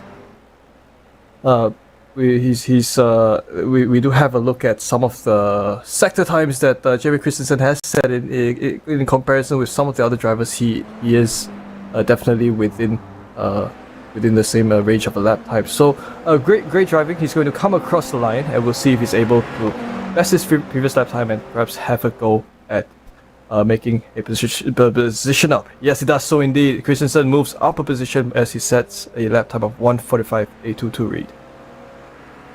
Yeah, and I'm glad you highlighted, or glad we collectively highlighted Jamie. He is actually a great driver. You don't see a lot of Australian drivers able to compete in international tournaments, and so every time you get a chance to watch some of these guys, they are absolute monsters. Now, normally you're going to see these guys excel on classic Australian racetracks. Mount Panorama really comes to mind. We saw Connor Nixon, another great Australian driver, set some absolutely monster laps there earlier. And so I'm excited to see what Jamie has to show us today, because he's competing against some of the best racers that we've had all season long. Miranda, Aaron Harrison, Quarantine Cadet. These are sort of the titans of AMX, and really Guillermo Eliseo, as he adds his name to the conversation, is doing the same thing as the guy we were talking about at the beginning of the show. Timo Simon puts it on pole with a 1:45.2. Yeah, it's a really basic livery for Simone as well. Usually we have these flashy colours around the racetrack, but no, Simone has just rocked up in his slightly customised father's car. And he's rocking around. Whoa, is that a VR headset as well? That's something we don't see every week. I know we had one last week at what track were we at last week? I can't figure the name out. Magny-Cours, that's where it was. Magny-Cours. We had Tim State on a VR headset, so it's glad to see the trend is catching on. But so far in qualifying, we're almost fluid. You can get couple of laps on the board here at Zolder, not too many. It's a 1:45 lap, and here comes the Australian we're talking about. This is Jamie Christensen, who is going to go to the top. Yes, he was purple in the second sector, but he's gone to the top. He has beaten Simon. That is a very nice lap indeed. 1:45.2 is the time to beat, and this could be a very competitive second half of the session. In fact, he's just beaten the pole lap time by 1/1000th of a second. So on the live timer, they're actually exactly the same time. So that is such a hair's margin. I've never ever seen this before. This is the first time I've seen. Whoa. Seriously, yeah, wow. Doing it. Great performance by really Jamie Christensen. Incredible job. Vermilion Esports, Motorsports, to be exact, represented very well there. And you saw his reaction there in the corner of your screen on camera. He's like, ooh. Didn't expect it to be that hot, but he is looking great up there at the top. Ahead of the Black Bar Pro license from Simone. This is really, really impressive racing here. Quarantine Guinez is going to go up one spot over Victor Miranda, who we are on board with right now. If you want to know what it looks like inside the hot seat in the cockpit, this is it. Taking a trip around Circuit Zolder for maybe not the last time, but certainly near the last time. We're 10 minutes in to qualifying, and that means that handsome devil on your screen right there has only 5 more minutes to make his way across this track as quickly as he can. And especially if you guys were watching in AMX, you guys meaning the audience, I know you guys were. But Victor Miranda had an unceremonious exit from heat number 2 of AMX 0. But now that we got the big bucks, the money is on the line, he is absolutely laser focused. You can see that in the camera in the bottom left-hand corner of your screen. Yeah, the picture-in-picture providing a good look at how focused Miranda really is heading up towards turn number 8. He wants to go up near the Aussie at the top of the order, exiting out of turn 8 and in towards turn number 9. The little jink that is named after the famous Jochen Rindt. These cars, you've got to use the slow in, fast out technique. You might be able to see Miranda use this one here. You can't actually brake too much because it does take a little bit of time to build back up to speed. If you are a rookie on iRacing, you can't access these cars, but you need a D license for it, but you will be very familiar with the Mazda MX Cup cars. They're very similar to that, and if you watch Mazda MX Cup racing in esports, if you watch it in real life, you'll know they're usually fairly mental, so we should have a good race here this evening. But Miranda 4th, he's a tenth of a second off Quarantine Guinness, who is our championship leader, so that is not a bad lap at all. As we're coming towards the third segment of the qualifying session, we do have all of the drivers who have set down their qualifying lap time, so all the drivers are within, I would say, 2.5 seconds of one another, so, well, good indication of pace nonetheless. Fabian Zampolini makes a position gain. We have a look at Thomas Simon, who, he doesn't manage to best his previous lap time, so he continues to remain status quo. So, if either Simon wants to retake his provisional pole position, or if Christensen wants to continue to defend his provisional pole, they'll have to try their best to best their previous lap time of 1:45.250 collectively. So they've got probably 3 minutes to ensure that. But at the same time, the other driver to really have your eyes peeled on is Corentin Guinet, who's currently in third with 1:45.274. So he's just about 200ths of a second behind. So this is Christensen. He will come across it's now on the main stretch. He will come across the start finish line in a moment. Now let's see what lap time he sets as he crosses the line. His time that he set is, okay, I think he's not been able to set a previous lap time. Might have been invalidated nonetheless. But continues to that was anticlimactic. Yeah, no, I agree. I mean, obviously he's doing some absolute magic out there. Still only 1,000th, and you got to know, you got to feel great. Oh man, first place, wow! But then you also have to feel simultaneously nervous because you are in the lead by such a narrow margin. But that means the pressure is on Simon. I think his name's technically Simon, but when we talked in the interview, it's like, okay, Simone, Simon. We also have Simon Demori, who races here periodically. And I don't know why. Maybe it's the Lion King making me say Simone. If we ever get a guy with the last name Pumbaa, I'm going to lose it. But for now, it's looking good up at the top of the tables. And some uncharacteristic placements so far would be Kieran Harrison, the guy we're watching right now, seemingly kind of struggling here. Maybe it's a car, maybe it's a track, I don't know. It shouldn't be really either because he's really excelled on this track before in the past. So maybe it's just the strength of field right now. Absolutely huge.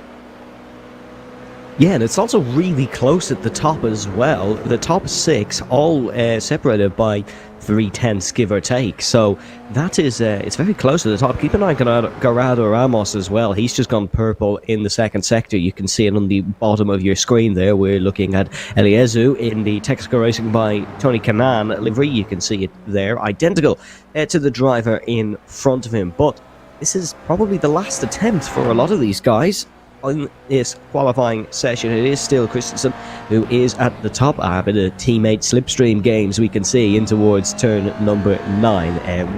It's good to see that. It's always good to see teammates working together. Of course, this is really an individual championship at the end of the day. They're racing for money, they're racing for points. We don't have an active teams championship, but it's always good to see two pals helping out one another. And you can see there, Victor Miranda goes to 3rd, the top Brazilian for the time being. Jackson Resenge went to 5th as well a couple of moments ago. He, of course, has moved up to 3rd in the overall standings. So a good job by Resenge. Let's see what Eliezu can do across the line. Oh, it's only 6th in the end, but he just pipped Harrison.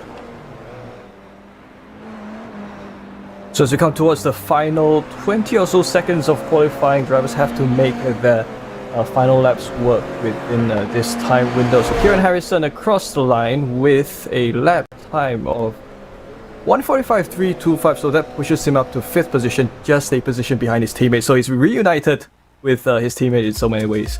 So qualifying is now over, and the results will be out on the screen in a moment's time. Wow, perfect timing there, Weihan. Either way, yeah, this is a look at Circuit Shoulder in the background. Great iconic angles, and maybe we'll see it come back to some of the big calendars out there in the world. But for now, this is a look at your session winner, Jamie Christensen, who is not ahead of Thomas Simon.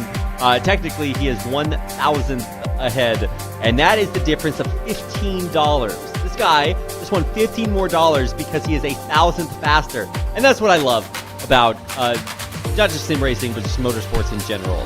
You know, the clock doesn't lie. There it is. Jamie Christensen will start not from pole, but from 15th, as he will swap spots with Vinicius Dean way down there. We reverse grid to get started with our first AMX 10 race of the night. Kieran Harrison and Quarantine Kinetics SimRC guys just finished in the top 3 in race number, or in AMX 0. And now they find themselves down in the top 5. So let's see if maybe they can make up some places as we head into AMX 10 Heat 1. Yeah, this should be a very interesting spectacle here at Zolder. We're going to have the install/formation lap first, of course, behind the pace car. And then we will get going for the main, or actually no, is it a standing start today? Standing. It could well be. It is a standing start. Apologies, folks, for the misinformation, but here we go then. It is going to be a standing start for today. Vinicius Dean starts on pole position. Does not have a race win under his belt here in AMX 10 this season. He has 6 race appearances, however. He'll be looking to change that as he starts from the pole. He has fellow Brazilian alongside him. Going to be an interesting run down towards turn number 1. And then, of course, we only have 15 drivers here today. So our pole sitter, Simon, has to cut through the entire field. But the Toyota's engines are revving here on the grid at Zolder, and we go racing for heat number 1 here in AMX Global. It's a good start for the pole sitter, Vinicius Dean, in towards turn number 1. Fabrizio Belziti making moves in the background as well. Out is Christensen, the quickest man in qualifying, but there's a car gone straight off. That is Vinicius Dean, who's gone straight into the gravel, and there's more cars gone round. It is Vinicius Dean has gone, so is Zamperlini, who's gone round as well. A really hectic start, heading in towards the long sweeping right-hander of turn 2. It is now a Brazilian 1-2. Eliezu making his way up to second. He's already up 7 spots, and we're not out of the first second. A great start by the drivers. Felipe Spechnev is now a new race leader, has just climbed 1 position, but a huge gainer that we have up in second is Guillaume Eliseo, who's climbed 7 positions where he started from, just within the span of, we'll say, 2 corners or so, as they now come thundering down one of the stretches before coming upon one of the first heavy braking zones for Kleiner Chicane, which is turn 5. As they now then approach the crest here, where they'll probably start to come towards a single file, but certainly when you're racing these A6 cars, you can overtake almost anywhere. Coming upon one of the trickier corners, turn 7. It's one of the more difficult sections of this Zolder circuit, indeed, with chicanes being quite tight, one of the slowest parts as well. Kieran Harrison currently in 3rd. He's climbed 4 positions as we go back to Guillaume Eliseo once again. Have a look at some of the drivers. That's Miranda he was overtaken by Kieran Harrison just moments ago. So great stuff indeed. And Felipe Spechnev, your race leader, leads his Texaco Racing teammate as they come upon the other backstretch and upon the final chicane for the first time to complete 1 lap of racing here at Circuit Zolder. Reed, I think we're on for a good start of racing here at Belgium. Yeah, I totally agree, Wei-Han. Unfortunately, we've lost Vinicius Dean, but that means that the pack is even more competitive than ever. Fastest lap set by Felipe Spechnev, 1:55.6. Not too far off the fastest lap in real life either. About a half a second back. So very, very important or impressive laps already. And you were highlighting Eliseo, who's climbed up to, oh my God, is this about to be first? Did he go from 7th or from 8th to 1st? In less than a lap, just over a lap actually, and that puts a 1-2 Tony Kanaan racing up there at the front. Impressive start here by Eliseo.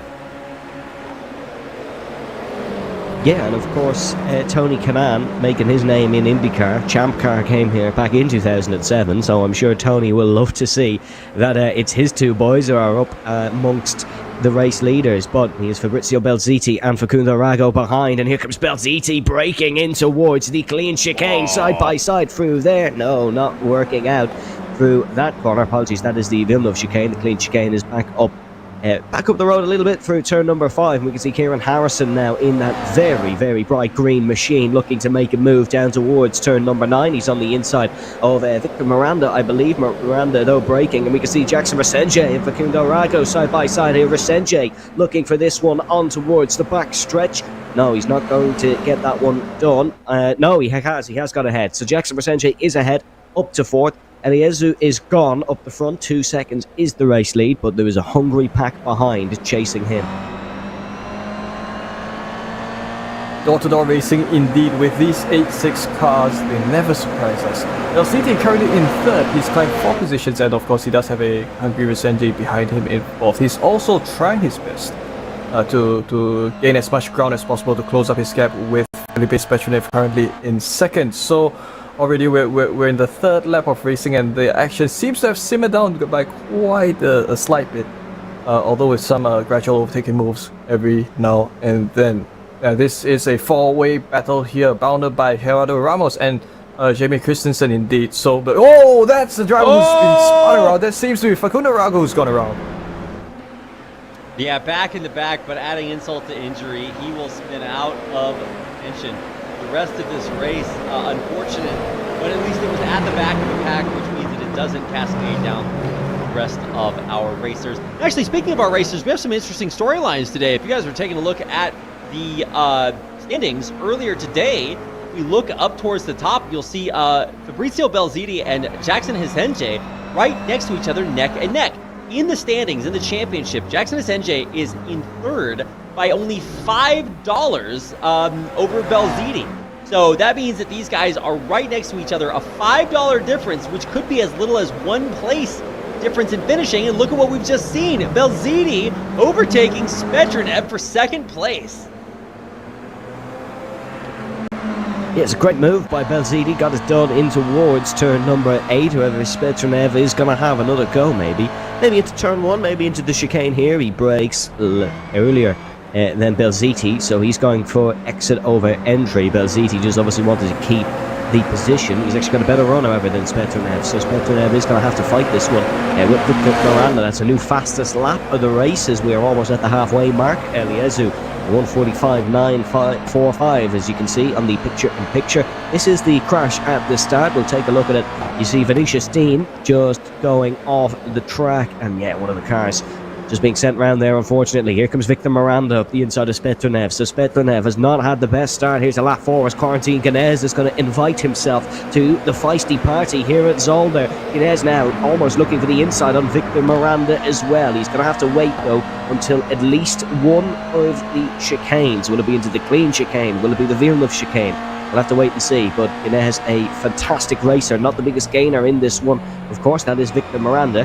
Man, he's trying to get past, bounces over the curbs, and you can see the focus of the driver on the bottom left. That is Victor Miranda, I believe, who we're having a look at there, as Ganez usually doesn't have the lights on in his picture-in-picture. He usually races in the darkness. So you can see Kieran Harrison make the move as well. This is fantastic racing around Zolder, and it's only going to get better. And so it's not exactly an easy track to have good racing because of the sheer number of braking zones, hard braking zones and chicanes, but these drivers, they make it look so easy. Because with these 8.6s, you always get good racing, and they come upon this tight hairpin. It's difficult to overtake here, but sometimes when these drivers, they do make it possible. So this is a battle for 4th. I think, no, it's a battle for 3rd. It is currently Miranda who's in 3rd with Ine in 4th, and yet another battle happening here. Both of them side by side. That's Harrison and Christensen, both very fast drivers. They go side by side on the chicane. Door-to-door rubbing indeed. Almost something happened there, but who's going to emerge faster out of the exit of the final corner? They go drag racing side by side between Christensen and Harrison.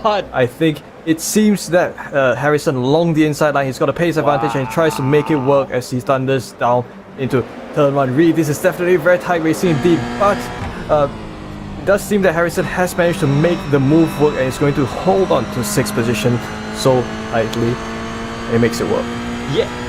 Yeah, you can see the look on Christensen's face, man. He was getting passed up there, and you know this guy's going flat out there, and it was still neck and neck. And you got to know, like, if you're really proud of your iRacing, you're proud of your rating, you're proud of what you can accomplish, and you're confident in your skills, and then you see a guy pull up along beside you, and he's just chilling right next to you. You're like, hey, wait a second. What's going on here? And then to get past their big battle, but now half a second back, you really get a chance to see kind of the caliber of guys like Harrison. With Guinness also illustrating his pedigree, going up into second, we're really seeing things change up and down the field. Yeah, you can look at the positions gained or lost, or stayed the same there on the timing tower on the left-hand side. As you can see, this is another swap for position. That is Miranda past Belziti. You can see it is all over the place. Big lunge here from Kieran Harrison up the inside of Spectre now. Harrison trailing the needle. He's usually one of the men who goes for the audacious moves here in AMX 10 or AMX 0, and yeah, he's doing that again. It's great to see, and he's going to look for another one potentially on Fabrizio Belziti. Here is Harrison, focused as ever, usually a man that does showcase his emotions on the camera when he wins, when he loses, but he is laser focused here, and itchy seemingly, but Harrison still focused and going for the move on Belziti.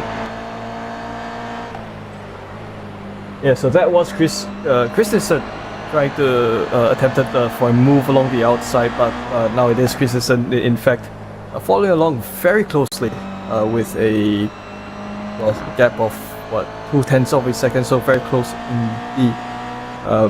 We do have just under 3 laps of racing to go. We're currently at lap 6, and Harrison absolutely focused, like I mentioned there, Evan. He's under a lot of pressure from Christensen in this one, but at the same time he's also trying to close up the gap with Fabrizio Belziti. So 2 tasks that he has to handle at one go. So both drivers now, the 4 and 15 machines now very close together. There could be an overtaking move that might happen any moment within the next short term, as we do have Victor Miranda, who's made the overtaking move for second place work. Braking zone down into chicane there. That overtaking move still couldn't be executed as he makes his way through the rest of turns 7. Harrison continues to sit ahead of Christensen, but that could change if Christensen manages to find a window of opportunity to overtake within the next couple of laps or so. Next couple of laps, indeed. We only have a couple of laps. That's all that's left. Well, in heat number 1, right? So we got to get it done here and then get it done all over again in heat number 2, the final heat of the night. And honestly, with how how quickly things have been changing, I don't know. Anything is possible, especially in this battle for 4th place. That's what we're showing you on our screen right now. Neck and neck, Belziti, Harrison, Christensen. They've been giving us great racing all race long. Fastest lap just now set by Victor Miranda as he comes through for a 1:45.2. Not that far off what we saw in qualifiers. So some really, really great racing up towards the top of the field. I'm sure he probably feels good that he's able to kind of redeem himself from his AMX 0 Heat 2 performance. But as we hop back on board with Fabrizio Belziti, Evan, man, look at that move. Smooth as butter. Harrison on through Belziti down into 5th. Yeah, great move from Harrison, and now Belziti is under pressure by Christensen in towards the turn 5 chicane.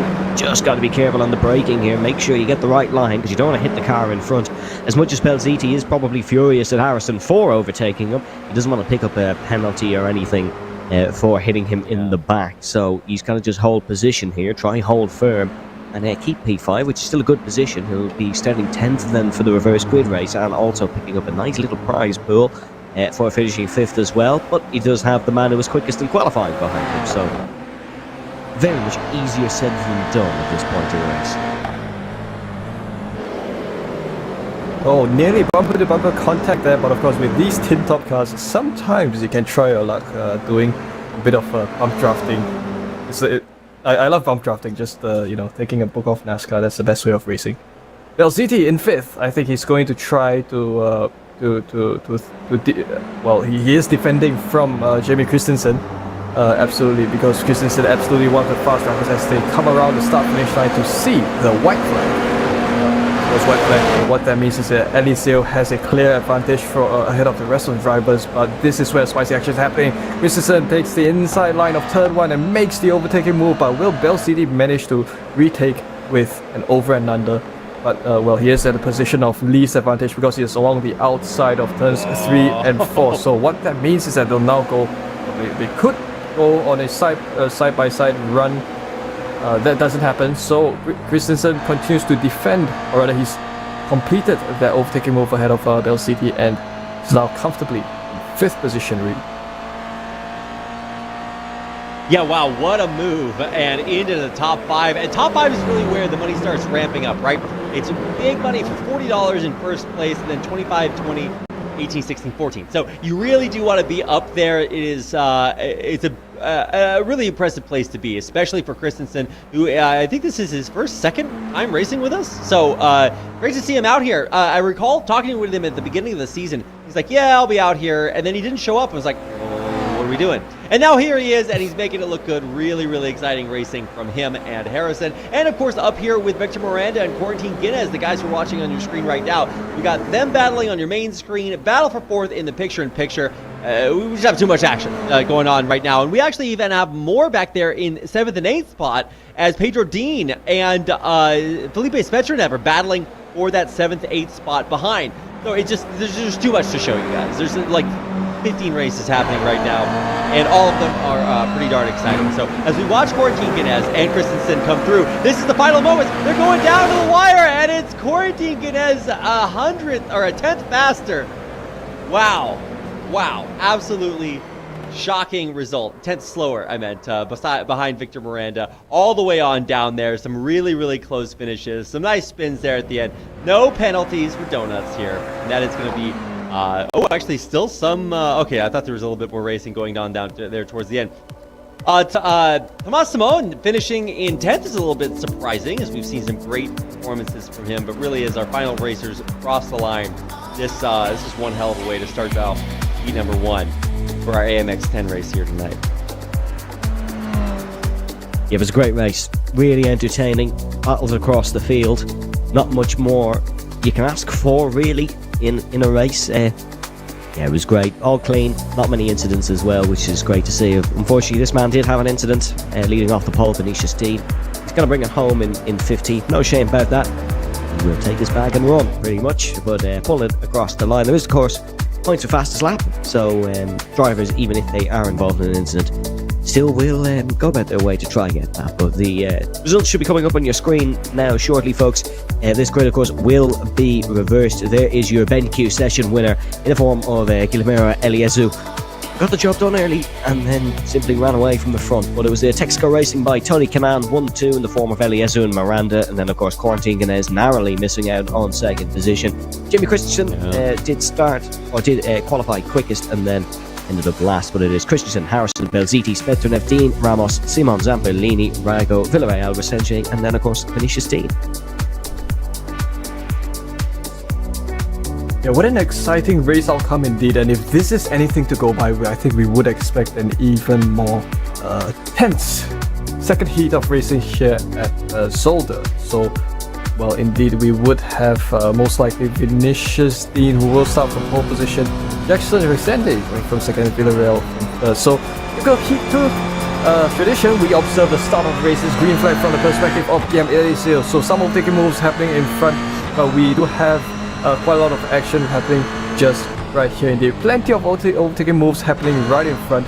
Seems clean at this point as Eliezu rounds off the first corner, and the race leader Resende starts to embark on the 2nd corner as well as the 3rd corner. So drivers banking right. Oh, someone's gone around. That seems to be Spetrunev and Ramos, who have been involved in that shunt along the start, and now unfortunately being pushed all the way to the end of the line. And Kieran Harrison currently in 13th. I think we would expect him to make some overtaking moves. And Diego Villarreal, great to see him fighting up here in the start of the 3rd, currently in 3rd. It seems to be kind of under a lot of pressure from Massimo, currently in 4th position. So hopping their way over the curbs, that's the signature of a new Zolder, where you have chicanes. You know, it's one of the challenges of racing here at Zolder. Great start all around, as we do have a side-by-side overtaking attempt. That's Villarreal, who did try to make the overtaking move work already. He's defending his position from Thomas Simon. So there's some side-by-side action indeed. Thomas Simon along the inside to make the overtaking move for 2nd place, for 3rd place work. but of course Villarreal is a fast driver, so he wants to make this work. So both of them going side by side to come upon the tightest hairpin as Circuit's older. And well, all drivers they're still side by side indeed. But it is Thomas Simon who currently sits in third of some other drivers still thinking of overtaking moves work. Reed, so much action there, I think we're having trouble keeping up. Oh, absolutely. No, there's absolutely everything everywhere all at once, and it all looks absolutely amazing. Diego Villarreal holding strong there in the middle of the field, fighting Zamperlini there for top 5. In the top 5, we have Tomas Simon, who has made 3 places up already. And if you recall Eliseo's start from the beginning of the previous race, he made all of his time up within the first lap and then just held on to the lead. Oh, Diego Villarreal dropping down as he has not crashed out, but just passed up in the standings there. Pedro Dean and Kieran Harrison making some moves of their own. Harrison doing another one on seemingly the next turn. Harrison is on an absolute flyer, +4 along with Fabrizio Belziti up towards that top 5. Yeah, unfortunate there for Diego Villarreal of the Sudamerica Racing team. He's not the only man who has hit the woes, as we see Simon go for second place past Anisha Steen.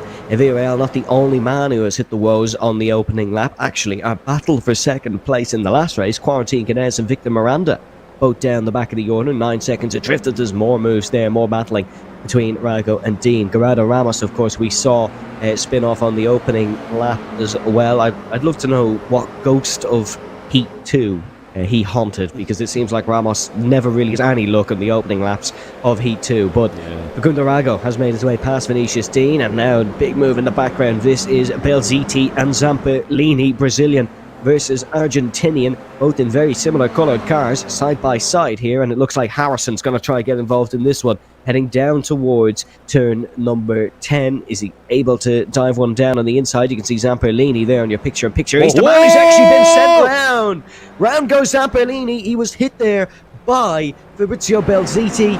Unfortunate for him, he gets spinning round, and you can see his frustrations in the picture-in-picture. He is now down the back of the pack. Very unfortunate there.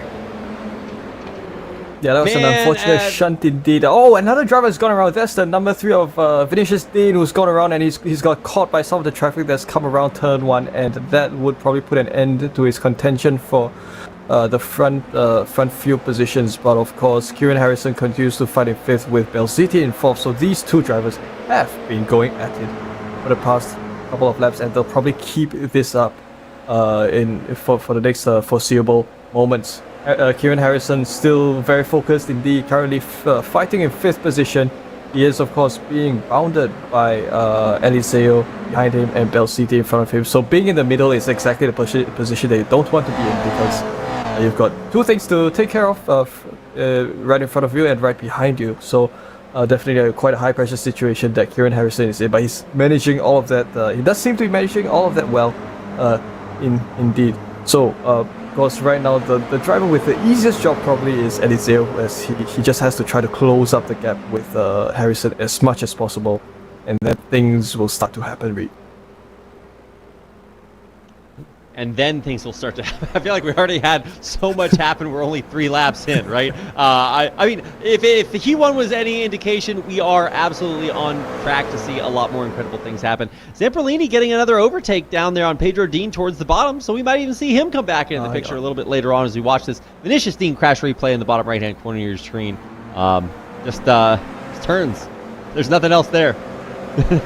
Nobody blame but yourself there. And sometimes that's the way it happens. Your biggest enemy can be yourself. You're fighting the car, the track, and then your opponents. Feels like in that order sometimes. As we hop on board with Fabrizio Belziti, he is battling Kieran Harrison, who we can see here in his rearview mirror.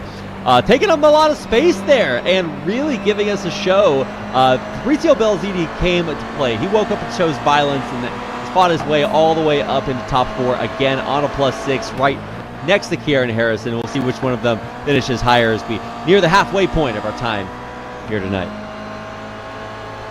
Yeah, it's the black and gold, the Voracious Esports livery versus the green with a grey bonnet car of Kieran Harrison.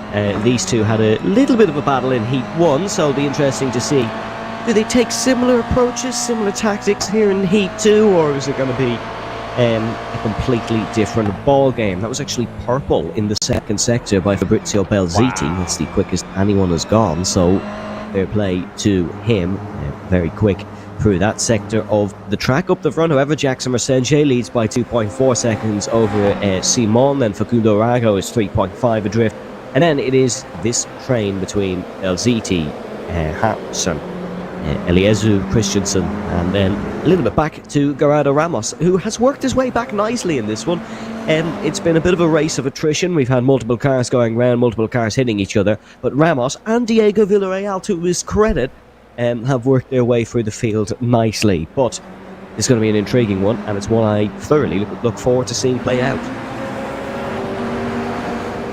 Well, the whole idea of rubbing as racing does kind of ring through with these 886 cars, because you can kind of pull off those things every now and then to make things work. And LCT is the one making things work, making the overtaking move work into turn 1, cleaned that move off exceptionally well. He had a line advantage.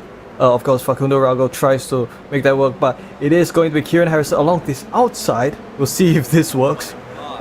Probably doesn't work, but wow, that was quite a genius overtaking move. But Harrison definitely wants this as he now goes side by side down into the rest of the track. Oh, making a great overtaking move there by Kieran Harrison. So Rago unfortunately lost 2 positions. You kind of see his disappointment a little bit picture in picture, but he's still fighting on hard nonetheless. Currently in 5th position. He has a new perspective of racing. Now it's his turn to put pressure on the drivers in front. Oh, that seems to be Harrison who copped an off track. And Rago lost that position consequently, Reed. Yeah, wow. No, you cannot predict anything happening up here. Harrison down into 6th. Christensen below him in 7th? What? And they're all separated by like 2nd.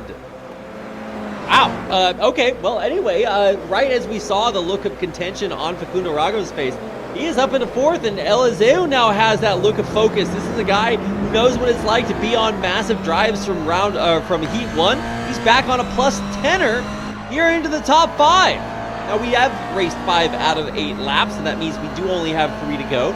But with the action like this, absolutely anything can happen, and as he moves to sometimes within a 10th of Facundo Rago, you know he's absolutely fighting for another race like we saw in Heat 1. Yeah, Eliezu, really good driver here, clearly, in these cars. Some cars suit other drivers. Of course, you'll have your single-seater experts, your multi-class merchants, and then you have your Brazilians who are really quick in Toyota GR86s, and Eliezu is certainly one of them. You can see Harrison just treading the needle up the inside, gets the job done here through turn 2, and then in towards turn number 3, as Christensen follows him through. Sorry, Eliezu, that's a commentator's curse from me again, my friend, but I'm sure these guys are used to it by now. Harrison is really quick for this turn 4, by the way. He's made 3 or 4 overtaking moves through there. It's named after the late Jules Bianchi, but if it did not have a name, I would be suggesting Kieran Harrison the name to go on it. And here comes Christensen, late braking in towards turn number 5. This is where Harrison picked up his off-track a lap ago. Christensen is trying to force the Brit into a mistake very similar to the one he's previously made, now braking for the Villeneuve chicane through the turn 7 section, and no, not going to work out there, but this is brilliant scrapping. This is fabulous, and this is going to go right to the end of the race, because we're coming up to the conclusion of this evening's action. So we're going to see more side-by-side action. That's Eliseu who's trying to retake 6th position from Christensen and makes it work indeed. Side-by-side down the tight hairpin. Oh, I'm just so amazed at how well these guys can keep up their racing action as they go side-by-side down the final stretch here between Christensen and both these cars indeed. So they're fighting it out very hard indeed. Eliseu edges out Christensen, but they'll still continue to go side-by-side. Could be anyone's game as they come for laps. Oh, that seems to be Eliseu who's gone a little bit off track, and that's ceded the position to Christensen. So right now Christensen will hold on to 6th position with quite a fair bit of a margin, but great run nonetheless by Eliseu to make it difficult, to make life difficult for Christensen indeed. And the battle still ensues with just under 2 laps of racing to go. That's right, just under 2 way on. And this, I love, we're seeing Christensen is like, oh yeah, I'll try out AMX 10. And now look at how hard he's having to fight for the cruise up there in the top 5. Oh. You think that, oh, there's 15 places. Wow, I'm the 6th. I'm better than most of the other drivers. But he wants more. It's just so competitive, so hard to do it. And look at Corendine Ganez. He's going to do Felipe Spetradev right there for now, but coming into this corner, whoa, just barely gets ahead, bumps over the curb, but he is through into top 10. And a big spin out there in the back. It's Diego Villarreal, not really battling anybody else but himself, and that's proving to be quite the challenge. You want to know how competitive this series truly is. The fastest lap of the race is currently in the hands of the man in 13th, Victor Miranda, with a 1:45.1. So it goes to show across the board there is very, very quick drivers. Although to be fair, Miranda is not down there due to his own pace. He was involved in incidents earlier on in the race. But white flag going to show very soon for Jackson Resenge, who has controlled this one from the front. Right on cue, he crosses the stripe to start the final lap of the race, but there's still plenty of battling, specifically the battle for the final podium placing between Fabrizio Belziti, Facundo Rago, Kieran Harrison, Jamie Christensen and Guillermo Eliezu, who's unfortunately dropped off a little bit down the back when Harrison, focused as ever on the fabulous picture-in-picture provided by our fabulous production team behind the scenes. There is a lot of work here for Harrison to do if he wants to get past Facundo Rago, but if anyone can do it, a SimRC man usually can. Yeah, that's right. So, well, it is quite unfortunate that his SimRC teammate Corentin Guinness is stuck in 10th position. We usually see him fighting up in first because I remember a couple of months ago he raced the GT4 cars here and he did really well. So, nonetheless, race still goes on. Kieran Harrison continues to fight for his team in 5th position and will do his best to hold on to defend his position as much as possible. So Kieran Harrison continues to sit in 5th, ahead of Christensen in 6th. So white flag racing to go. We've come just past the halfway point of Circuit Soldier, and we have another half of racing left to go here. So positions, I would say the positions can kind of be solidified at this point. So if Harrison wants to make any overtaking moves work, because this is probably the likely only overtaking action that we'll see, he has to make it work. Now coming upon the tight right-hander hairpin right here as they go for the run down the backstretch. It will be Jackson Resende who will take the race win as he rounds off the final corners and exits to take the checker flag, and Thomas Simon, who's had a great drive nonetheless, to take 2nd position. But the battle here continues all the way down to the wire. This is Kieran Harrison. He's currently still sitting in 5th position. He will not be able to make the overtaking move work. You probably just have like 400 more meters of straight to go and he might make the position gain, but Harrison comes home in 5th after a hard-fought battle with Jamie Christensen, Facundo Rago and Eliseo and all of the like. So great racing by all the drivers here indeed.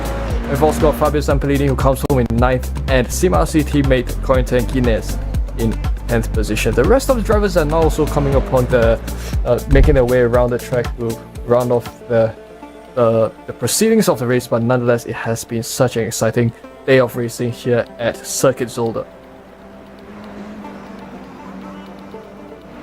Man, some absolutely incredible racing, and we're seeing the final 2 racers run their way across the finish line to close things out here. Victor Miranda, and honestly, Victor Miranda, he got done a little bit dirty. Wrecked out earlier and also got just hipped at the line by Jamie Christensen, who stole that fastest lap away. In the end, it is your session winner, Jackson Resende, who finds himself in 1st place for Canon Esports Brazil. Tony Canon, of course, very well represented up there, as we also have Tomas Simon there representing Veloce Vext in 2nd place. And then, of course, the Voracious Racing team members of Fabrizio Belziti and Facundo Rago. Remember, Resende was just $5 separated from Fabrizio Belziti, and has more than made up that distance, finishing $20 ahead of him in the standings tonight. Evan, any surprises for you in Heat 2? Guinness not battling for the win is always a surprise, and I think another surprise was how difficult the quickest guys in the qualifying session found it to cut through the field. It was a great race though, nonetheless, and I think it's going to be one that the drivers and spectators will look back on fondly. Wei-Han, what are your thoughts about today's race? Well, they've come to a place that's known, famous for being difficult to race at. That's the reason why Circuit Zolder is used by sim racers to do their FOV settings, because you go left, right, up and down equally. So the drivers have made it work nonetheless with these 8-6 cars racing here at Zolder, and we've had such a good show despite the fact that the track is known to be difficult. So I think it's been a great outcome for all of drivers involved. Commiserations to the drivers who are probably involved in angles here and there, but otherwise I think it's been an equally good outcome for everyone involved. I would hope so. And honestly, the true winners tonight are the fans. Thanks to everybody else for tuning out and in tonight. Whichever direction you tuned, you got a chance to see some great action, whether it was AMX 0 or AMX 10. We had a lot of great racing here today. So also a huge shout out to all of our competitors who really handled things impressively. And we're going to take a quick break to chat with some of our competitors through an interview coming up here in just a brief moment. So we'll go ahead and hop out before we hop into an interview with some of our racers today.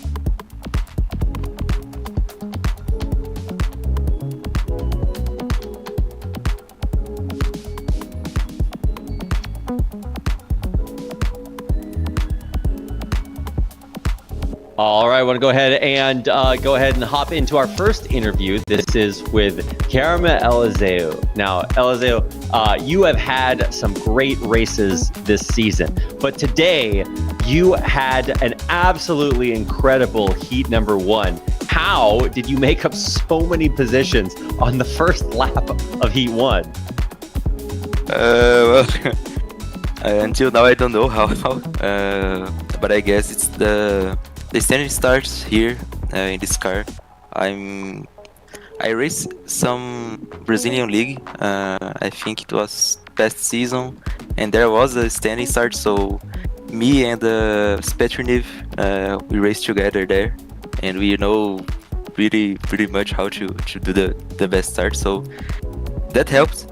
And yeah, some guys ahead were pretty slow at the start. I don't know if they knew how to do it. So yeah, on the second, third corner I was second, and yeah, from there on was just passing Spetriniv, and when I passed him, I think he started to battle some guys for the P2, and yeah, I created a gap.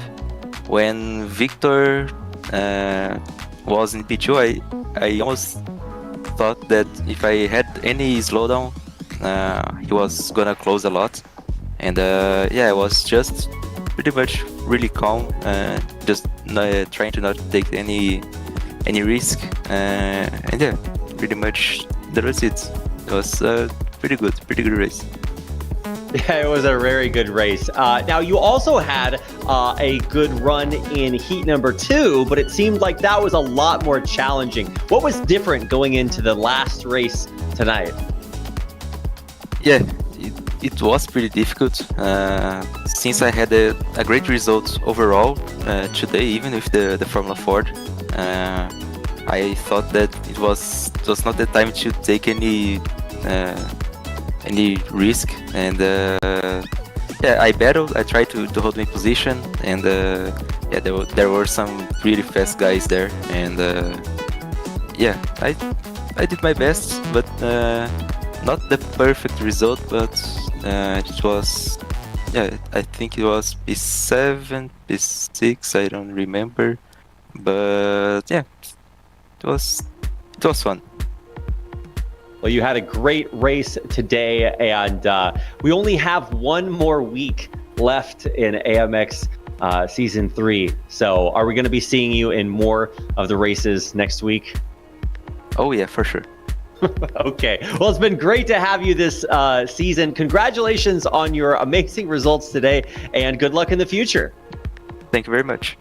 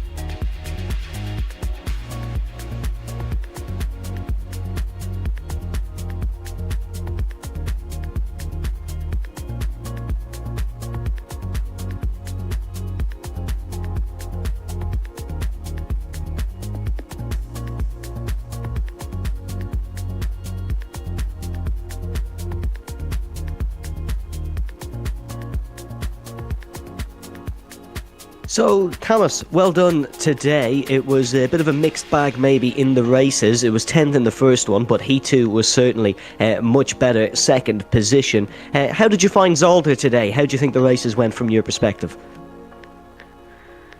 Well, to be honest, I don't like this track because of the chicanes. And I got a few slowdowns today, so definitely not one of my favorites. You weren't the only one who suffered a little bit with the slowdowns. Were the track limits a bit of a problem for all drivers across the board? Yeah, I think so. I think this is not one of the good tracks in terms of track limits. And then, my first race was, unfortunately, I hit Jackson after he went off the track, and I didn't slow down enough, so that was my fault. And that P10 was the best I could do. Then, of course, we had the Toyota today. We had a bit of an interesting car, very similar to the Mazda Cup car, of course. You don't like Zolder, but did you like driving these cars? Yeah, sure. They are fun cars to race, especially the Mazda for me. I like it a bit more. But yeah, these races are always fun with these slower cars. And then just for our viewers at home, what's it like racing some of the other quick guys here in AMX in cars like this? Is it easier to race in a slower car, or would you prefer to be battling side by side in quicker machinery? I think it's actually more difficult in slow cars because everyone is so close together, and we're always 2 or 3 wide in every corner, so it makes it a bit more difficult and unpredictable. So for me, I prefer faster cars because of this. And we know you're not too much of a fan of Zolder, but will we see you back in AMX towards the end of the season? We're coming towards the end of the season now, so will you be joining us for a few more races? Yeah, I plan to do the LMDH race at Fuji. And maybe I'll do F3 at Hungaroring. I'm not sure yet. Maybe. Thomas, thank you very much. We look very forward to seeing you at Fuji, and I wish you the best of luck in the next few races. Thank you. Thank you very much. Thank you. Thank you. Okay, well, that's going to do it for our race tonight. Great interview, Evan, and to both of our drivers who we got a chance to talk to, Thomas Simon and Guillermo Elizeu. Some really good performances. And I think you can really see kind of the highs and lows there. And a lot of the drivers we didn't talk to would probably say the same thing. Yeah, it can be a really different performance from one heat to another. One time you're way up on top, the next heat it can be super difficult. So, what impressed you guys the most here tonight? I'll start with you, Evan. Any big moments from tonight's broadcast? Yeah, we saw really there how these drivers have such high standards. We saw with Simone, even though he finished second, he still wasn't visibly happy with that result. And then we saw Eliezer as well. These guys are perfectionists. Their art is perfection. They want first place, and they're usually not happy if they don't get it. What about you, Wei-Han? Anything stand out to you from today's races? Well, I was especially surprised by how the drivers managed to hold it well together, so well together, especially coming to a place like Solder, as Tamash mentioned, that coming to Solder is not always a walk in the park. Although the track is probably at the park, it's not a walk there. It's quite a difficult experience. Well, you know, when you have chicanes at a classic track, when you have chicanes at a classic track, you kind of change the characteristics of the pace quite a lot. And just like it was at Imola, it's also a pace here at Solder, and that kind of presented a huge challenge for the drivers. But they took it in stride, you know, despite the fact that, you know, they had probably a lot of off tracks and cut tracks and missed overtaking opportunities that would have otherwise been possible at easier places. They've all made it work well, and I think that's the most remarkable thing coming from racing here at Solder. Yeah, completely agree, guys. For me, it was really watching how some of the guys that we haven't seen before, Jamie Christensen stands out, come in here, they're battling the big boys, and they're really just doing an absolute bang-up job. Also, you have guys like Corentin Guinez, who even he was stretched kind of to his limits today. A lot of really cool storylines, and things only get more exciting from here on out. We are coming to the end of AMX Season 3, and that means that we only have, I think, one more week after this. It's technically 2 weeks, but it's 3 races spread across 2 weeks. So if you guys are reused to our regular schedule, make sure to follow along on amxrace.com or just join the Discord. We'll post announcements and reminders whenever we go live with any of our races left in Season 3, of which there are 6.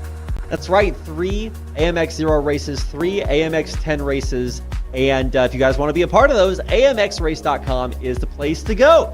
Now let's take one final look at the results from today's final AMX 10 series to see where everybody places out based on their total winning. So here are your results from AMX 10 Race 33. Your top 10 winners are Jamie Christensen, surprisingly, a newcomer in first place. That must not set well with the rest of the competitors. Second place, Guillermo Elizeo with $64, and Jackson Hisenje in third with 58 on the day. Tied with him and just below, Thomas Simon down there in third also.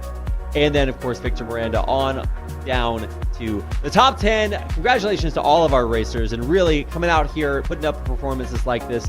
Still very, very strong performances across the board. And excited to see not only these guys, but really anyone and everyone that raced tonight. We got a chance to watch some absolutely amazing races. So once again, big shout out to Jamie Christensen, Jackson Hisenje, and Karim Elizeo, your top 3 from AMX 10 Race 33. And that does it for tonight's races. A big thanks to Evan and Wei-Han for joining me for AMX 10 tonight. Of course, also a big shout out to all of you guys that watched us wherever you are in the world. A big thanks for tuning in to AMX Global League Season 3. Whether you're watching live or on a video on Twitch or YouTube, we appreciate having you along with us this season. Drop a follow, a subscribe, or a, what do you call it? Like, whatever you want to do. On Twitch and YouTube. We really appreciate your support. And if you'd like to follow us on social media, you can do so on Twitter and Instagram, where we post highlights, updates, announcements, and everything in between. And if you'd like to join the AMX Global League community, you can do that on Discord, either by searching for AMX Global League Discord or just clicking the link on amxrace.com, which coincidentally is where you can sign up to join any of our racers you've seen today, get on a broadcast like this, and win yourself some money like the guys you saw racing earlier on. amxrace.com is the place to sign up for any of the 6 races left in Season 3. It's going to be an absolute banger of a season, and I cannot wait to get there. And in order to get there, we have to close things out tonight. So on behalf of myself, my co-commentators, our production team behind the scenes, our racers, viewers, and everyone in between, thank you all so much for watching, being a part of AMX Global League Season 3 this season. Thank you, and good night.